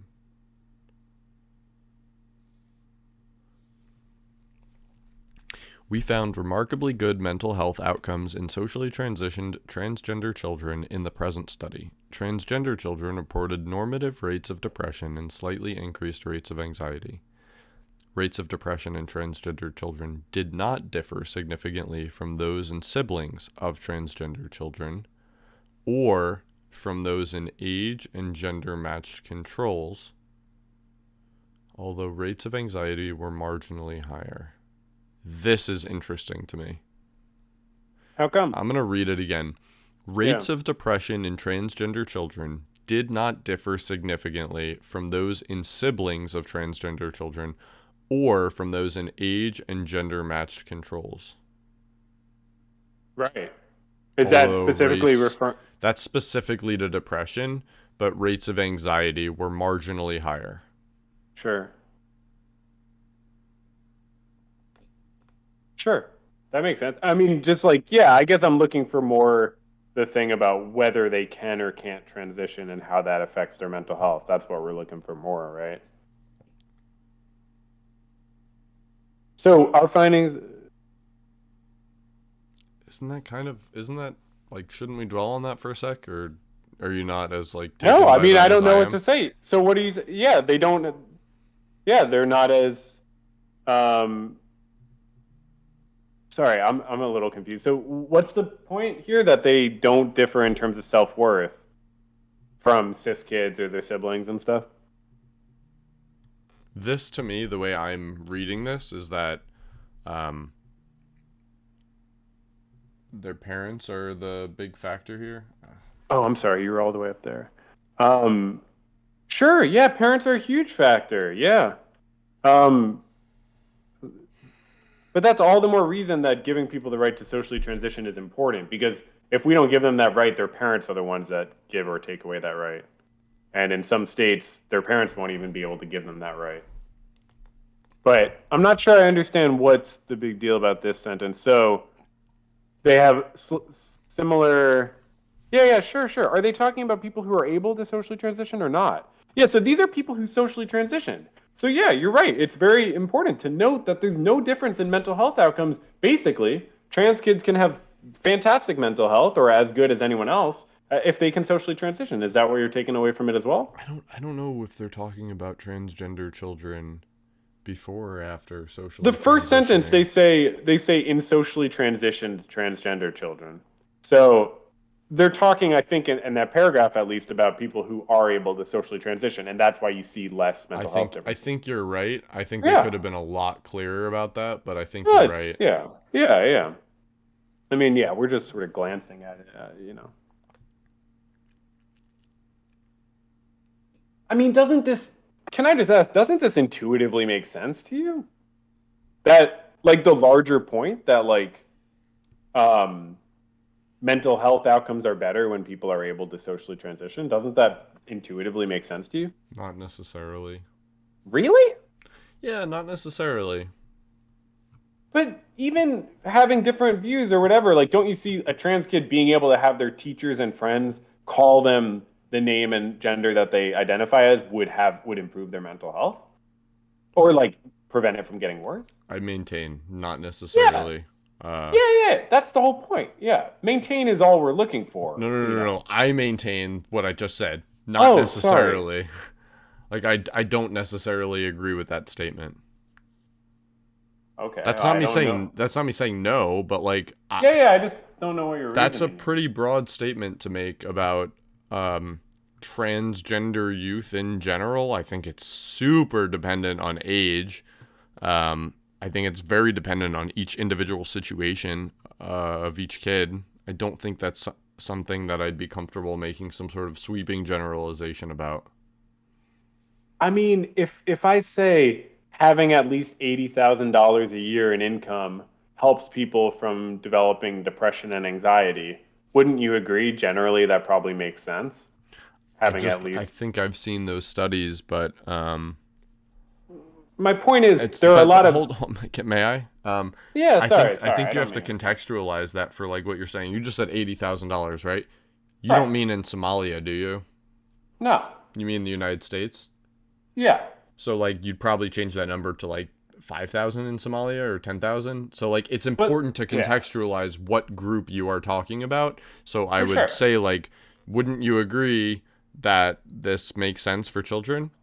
For maybe like a 17-year-old, I would agree. I'm not sure that I would agree with that for a 4-year-old. So why would a 10-year-old not, or a 5-year-old not experience better mental health being identified how they want? Because they're 5 is like the short answer. What does that mean though? 5-year-olds have mental health issues. Yeah, they do, but they're also in a much more exploratory stage of childhood development than someone who is 17 on average, and conforming or allowing the child to have the world kind of shift a little bit in the way that they perceive the 5-year-old is not necessarily a good thing for the 5-year-old. And it can be harder to distinguish between exploration and like something that's truly defining of their self, I guess. Do you think, you used the word conforming, and it makes me wonder, don't you think there's been a lot of conforming cis on the cis side? Like, do you think the rise in numbers of trans people are better explained by like, oh, it's a fad, rather than, well, it's been the opposite, that people have been forced to conform to being cis for so long that a little bit less of that, and obviously there's going to be a rise in trans people. Like, do you acknowledge that? Do I acknowledge that that's do you acknowledge, why? Do you acknowledge the pressure to conform to being cis historically? The pressure? Do you mean like social pressure? Yeah, the social pressure to conform to being the same gender as your sex. I do not. What?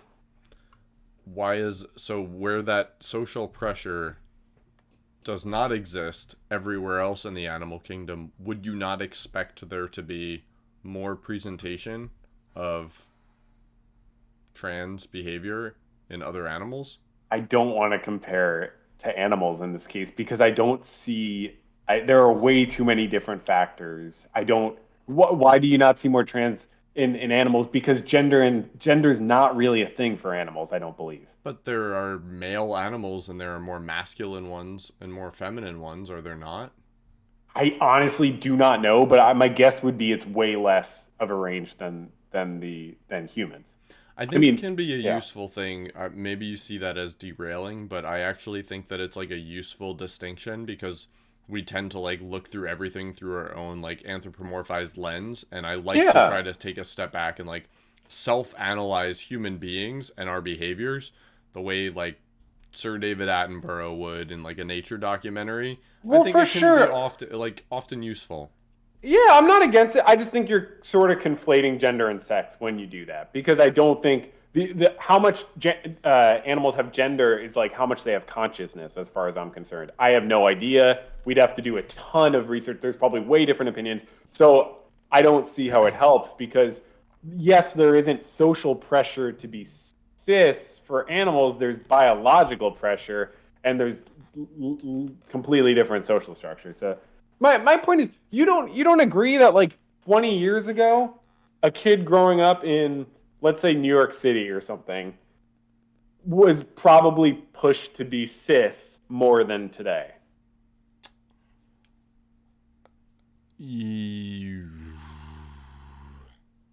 I think so. Yeah, so that's my only point is when you're talking about pressure to conform or like it being cool to be trans in some way, like you need to acknowledge that is a very drop in the bucket compared to historically the pressure to be cis. Like, dude, my dad has told me that I like wanted to wear a dress at some point when I was like a kid, and he would not let it happen. Now, I don't think I was trans. I don't think I'm trans, but that type of pressure to even just experiment with an outfit or something is intense. You can say that's a good thing. I think that's very traditional and conservative. I don't think that's helpful to say, oh, we need to stick to these gender roles. But, and I'm not saying you are saying that, but, you know, in general, like, I just think it's good to acknowledge the pressure to be cis if you are talking about any sort of social, you know, stuff. So I get it. That's a point I wanted to make. So did we establish mental health thing or no? I'm not sure. Okay. Like I said, I'm not able to like adequately go through this whole thing right now. So what I think I'd conclusion be do you willing come? to like come to like meet you in some sort of middle ground, especially if you said that you have read through some of this literature in the past. Oh, I have not. But as a Oh, mental health expert, as a licensed professional, I can tell you I 100% agree that it makes sense for someone to be seen the way they see themselves is good for their mental health. yeah, I So, don't think I have a big contention with that. yeah. Yeah. In general, I think And that I there are yeah. certainly edge cases where that is not the case, where you ought not to affirm the way that someone feels about themselves, where it can be harmful. This is not one of them, as far as I can tell. Right. Because no one gets hurt. That's the whole thing.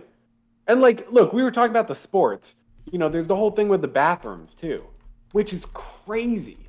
They make it about like there's violence or there's risk or something, which is crazy because you're already not allowed to assault people in bathrooms.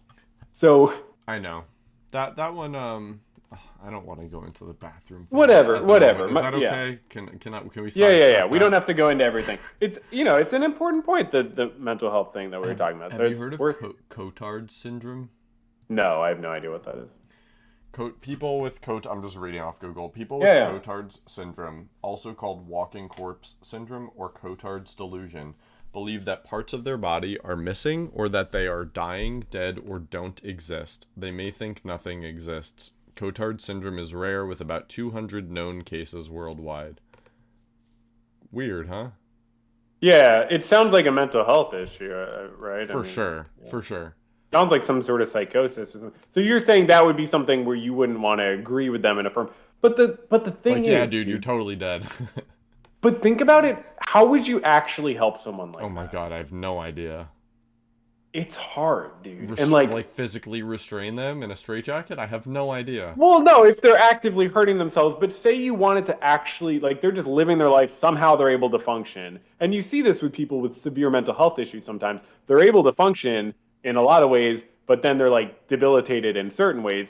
And you try to help them. And I've worked with people who have very ingrained beliefs that are, like, I would say are just wrong. Or like they'll describe things and it sounds not right to me, but I try to push back, but there's a certain sometimes you can't just tell people what to think. So like that'll happen with like self-esteem stuff. If people think everyone hates them or like they have no value, you can't just tell them that they do have value. So it's like you have to affirm aspects of how they see themselves. But in that situation and in the Cotard, it sounds like there's harm being done, probably, whether it's self-inflicted or whatever. So yeah.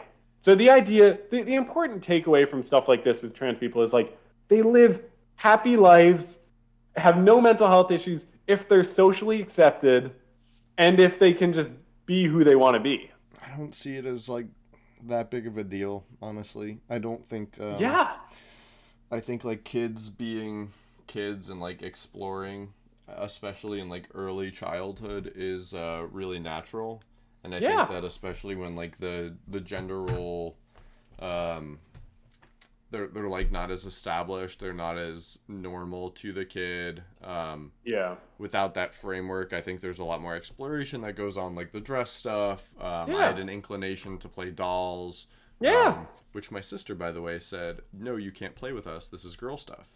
Yeah, dude, it's everywhere. Like, yeah, I mean, seriously. But I don't think I see a harm in kids being like healthily encouraged to pursue that stuff within reason. And I think a good Yeah, dude. parent like sees Yeah. the difference between like, yeah, like you want to like use it, like try on a dress and like you want to wear dresses for now, like you go for it. Yeah.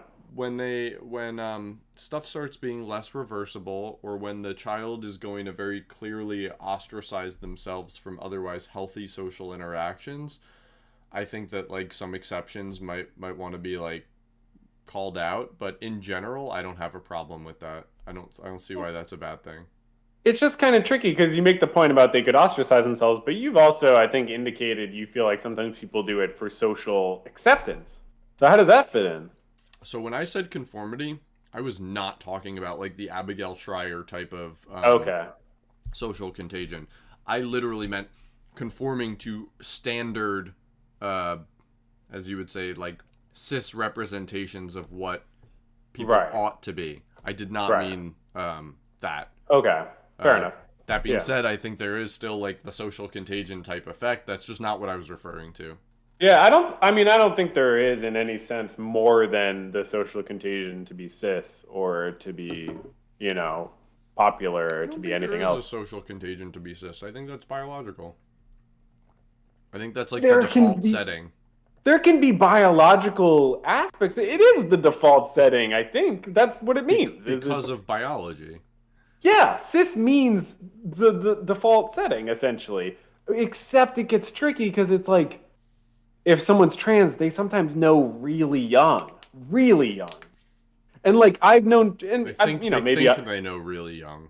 well, then they And turn out to know. sometimes Yeah, sometimes that works better for them. I don't think that's Yeah. because it's subjective. I don't think that you can actually say they know and that's true.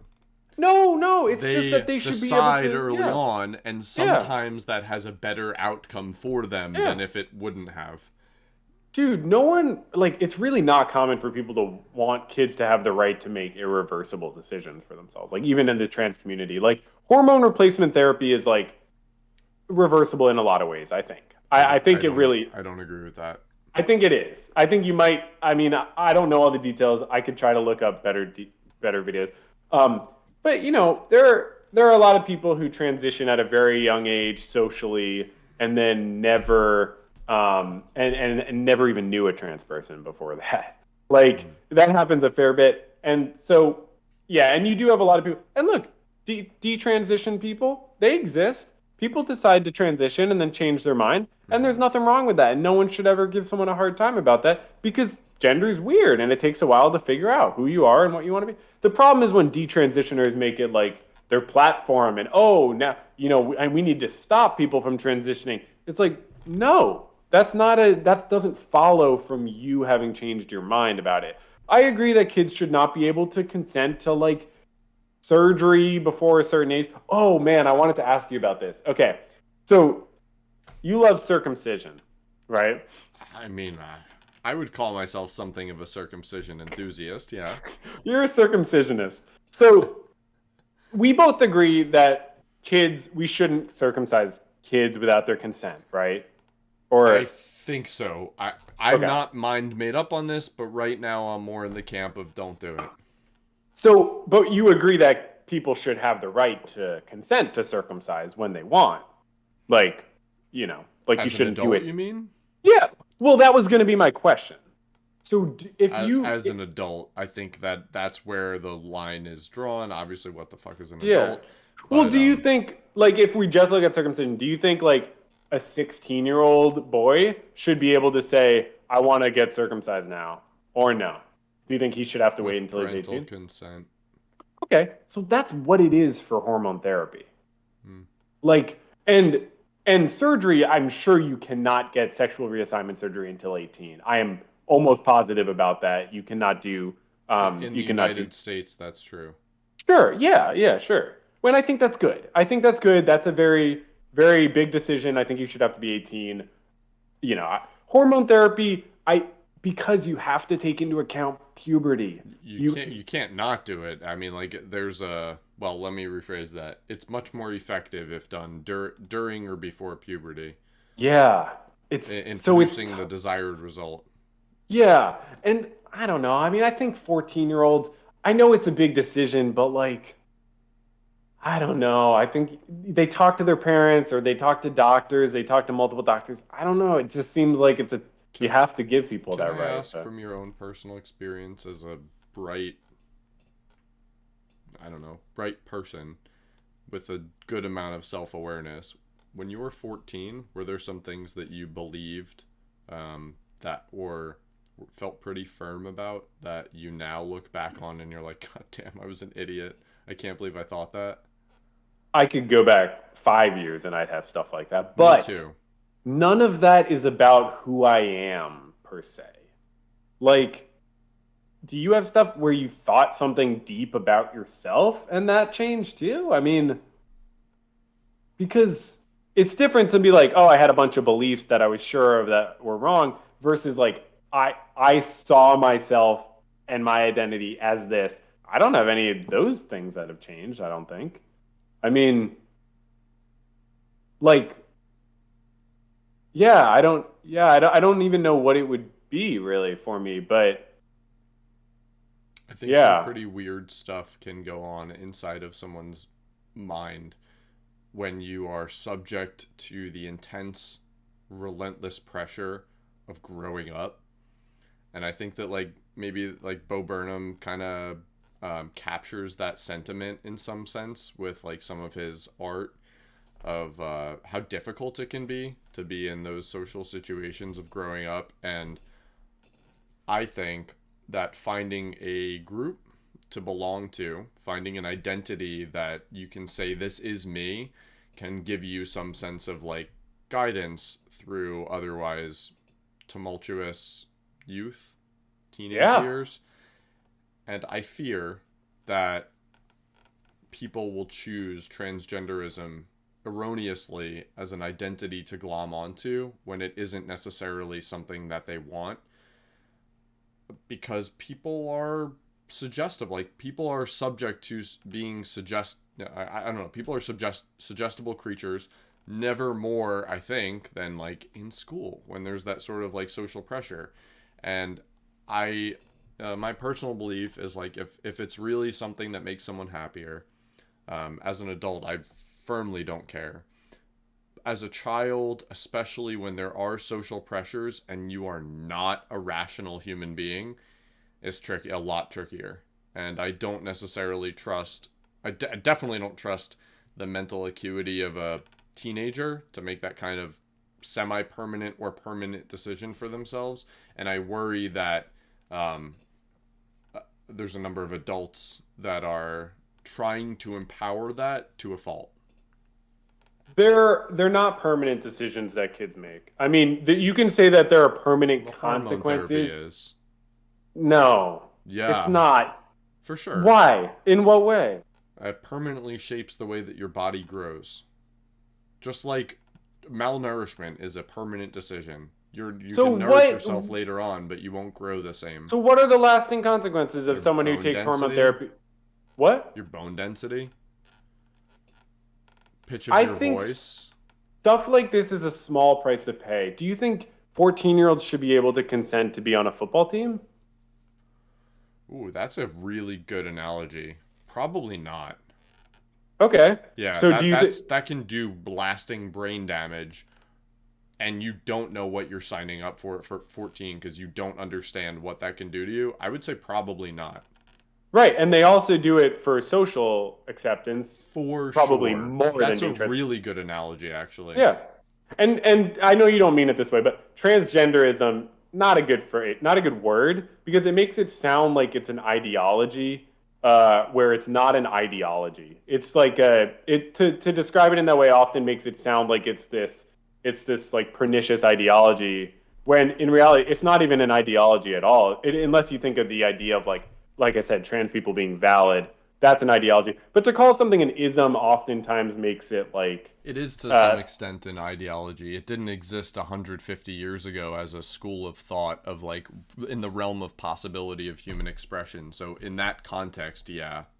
yeah, but I mean, it would be it makes it sound like it doesn't sound right because the ideology is just trans people exist and are valid, and when you call it transgenderism, I think it has a negative connotation that I doesn't do definitely justice. did not mean it in a I, pejorative sense. but you only hear people who are on a certain side of the issue using the word transgenderism. Is my only What would point. have been a Yeah. way for people on your side of the issue to have said what So I what was meant? the phrasing? It was like I don't know. I mean, what was even the phrasing? I don't know. But Like the but idea, like the trans, what I think I said was yeah, transgenderism can be like not the right guiding thing for sure. people who are in a tumultuous teenage years school situation. Yeah, well, I mean, I wouldn't even find myself saying that, but I would say like I would say like, you could like what you're trying to say is that people could people could think they're trans and then not be. And there could be pressures that could lead them to make a decision that would have, if we disagree about permanent effects or whatever, could have downsides. There are downsides, sure. People detransition, they get confused for a period of time. Detransition, I think, is like 1 or 2% of trans people. It's super small. I think overall you have to look at it and say it's a net good for people to be able to make these decisions about themselves. Just like, I mean, it's football. You could come up with a million other analogies. People do everything for social acceptance. Religion's a good example too, Yeah, especially when people are vulnerable. yeah. People. So yeah, whatever. I mean, I just think it's important for people to be able to be who they are, I'm and not denying that.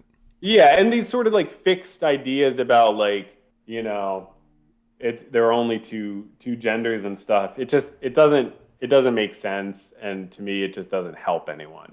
Um, so yeah, I don't know. I mean, like non-binary kids exist, like people who just don't identify as man or woman, and so like that seems to me like a thing where people should be able to express that. So like, and it's important to think about the article we were looking at because like what we're talking about is the government restricting things. The government restricting people's right to socially identify. And it's not a law, as they said. It's a whatever, uh, I don't know what they called it. It's a recommendation or something like that. But still a government action to try to influence more government action I would call it to virtue restrict signaling, but sure. of the government. Yeah. Yeah, Like of a elected vice signaling. officials I or would say whatever. vice signaling. But yeah. Do you mind if I wrap this up? No, no, I was gonna say, yeah, we've been going a long time. Yeah. I had a thing I wanted to do this afternoon. Yeah, yeah, yeah. No, no. This has been quite a nice long chat. I agree. But yeah. I like the chess thing. I'd be happy to play later if you're interested. Oh yeah.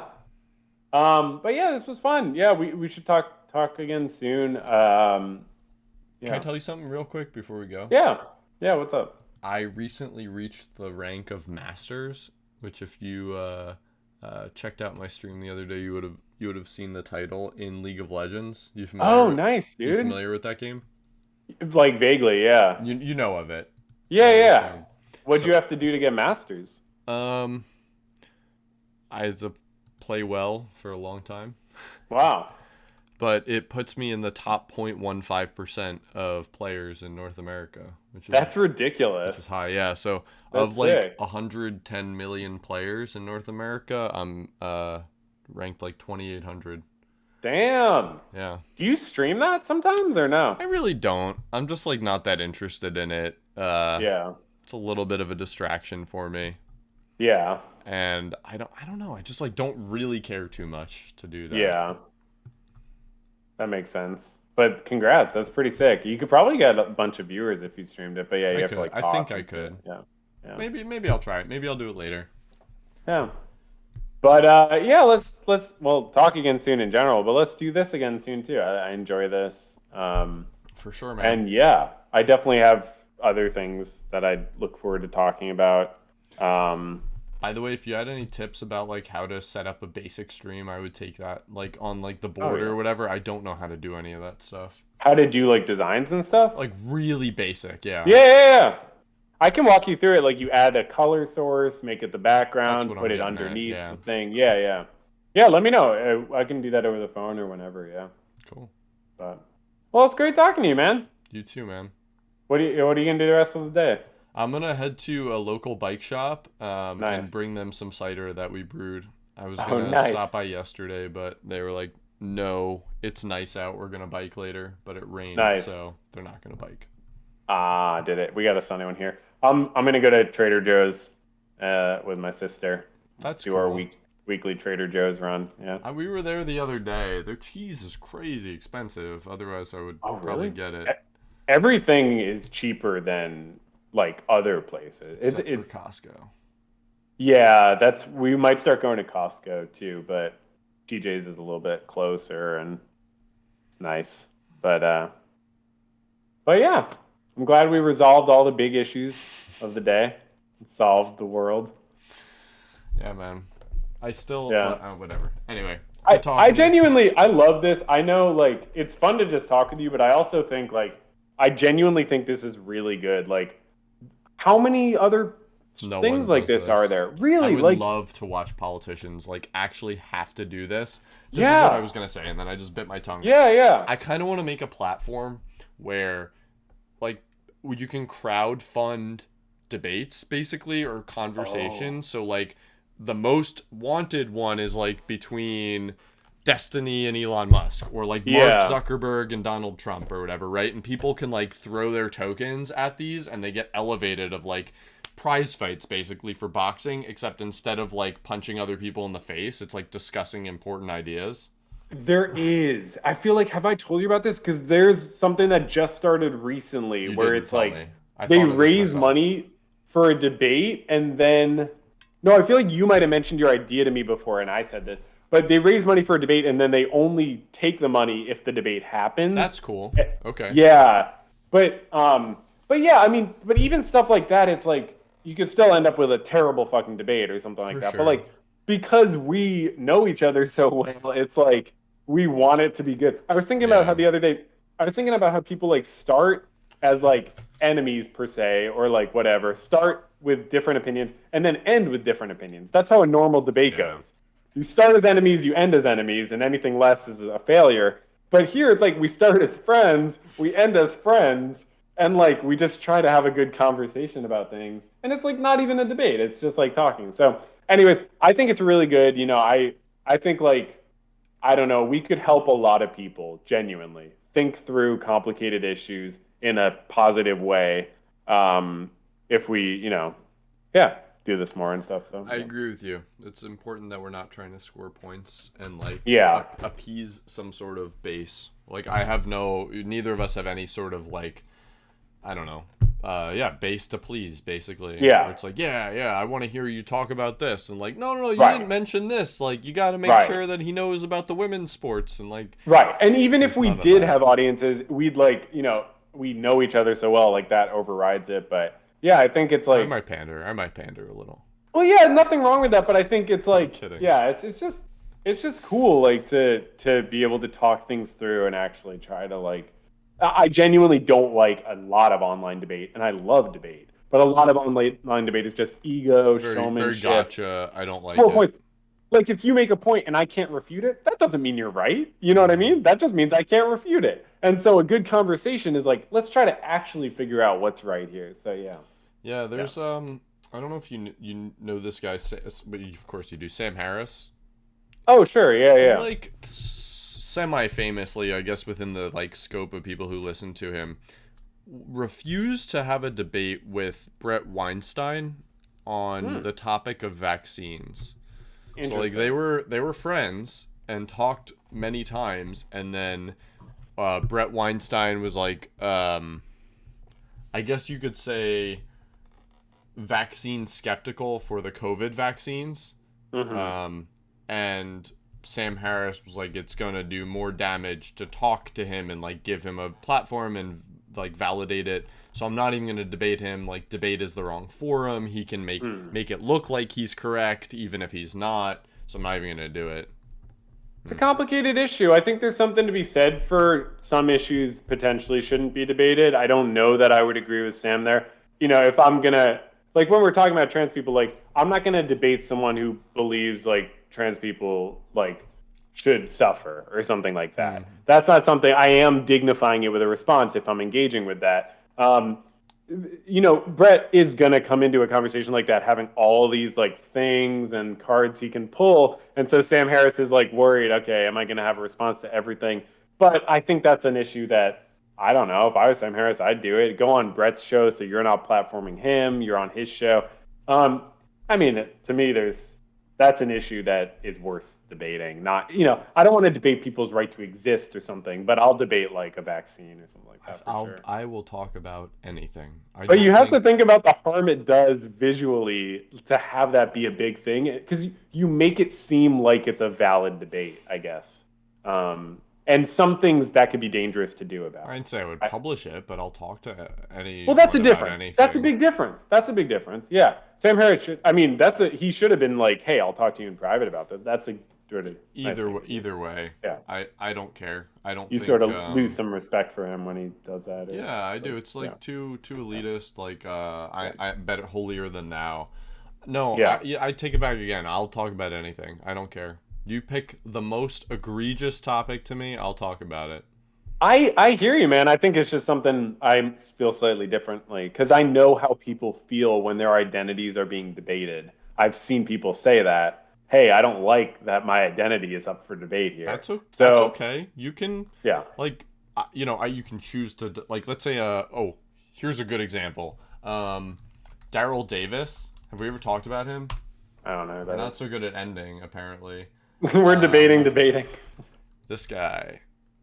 Well, whatever. Just look him up Yeah. if you would. He's a blues musician, R&B and blues musician, and he has I guess you could call deconverted a number of KKK members. Oh yeah. Like he'll talk to them. They'll be like by the way, like I think black men are inferior to white men and like are a scourge, and he's like, well, tell them that's okay. Like you can think that. I don't agree, but like hey. Can you think of a more contentious, like, this person, by their existence, a part of their identity is like, I'm not a valid person, and I'm subhuman compared to them. And he just talks to them, and he de-radicalizes a number of them. I think that's amazing. And of course, I'm a believer in, like, you got to shine a light on bad beliefs, and that is the way to help them. You shouldn't just shun people and stuff. And people can change their mind, of course. Would he feel different about doing that on, like, CNN, potentially? Or on a major platform. But the main thing is, like, if a trans person wants to debate someone who thinks trans people don't exist and should suffer or something, that's their call. But me as a cis person to do it, two cis people talking about do trans people have, that's not what we were talking about. But if there were two cis people talking about, like, should trans people have the right to exist, I think that sends a very different message. So it's different when someone in the identity, like this guy's a black man, he wants to, also what he's doing is not public. But if you are the identity, you have a lot more right to say, hey, I want this to be a debate. That I don't agree with. I don't think that your identity grants you any sort of like seat at the table that someone who doesn't have that identity does not get to have. And like so do you see the difference between we had where like you got pretty upset was like on that topic of like I didn't want to be two white people talking about something black culture or something like that. I think it's absurd. So why? Because we have no information, so it's like so sanctimonious of like. No, it's not. Don't you see the difference between two Christian people talking about like are Jews like inferior compared to like me, a Jewish person, talking with someone who believes? I see a difference in optics, but that says nothing about the ideas that the people are talking about. It says that the ideas are relatively equivalent or worth debating. And optics is the viewer gets to decide that. Right. I just think the optics matters. I think having I'm not saying, this is about when it's a published debate too. Like it's not just about conversations or something like that. Yeah. I think doing a published debate where two people are arguing about someone else's identity, it's just a little strange. And I guess we did that talking about trans people, but we're going about it a completely different way. We're not saying do they have the right to exist or something. We're like, what are the issues of the day? I'll save that for next time.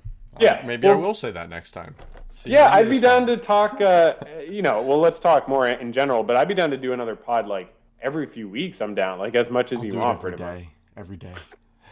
Every hour. I gotta go. No, I do too. Great to see you, man. Bye. See you. Bye.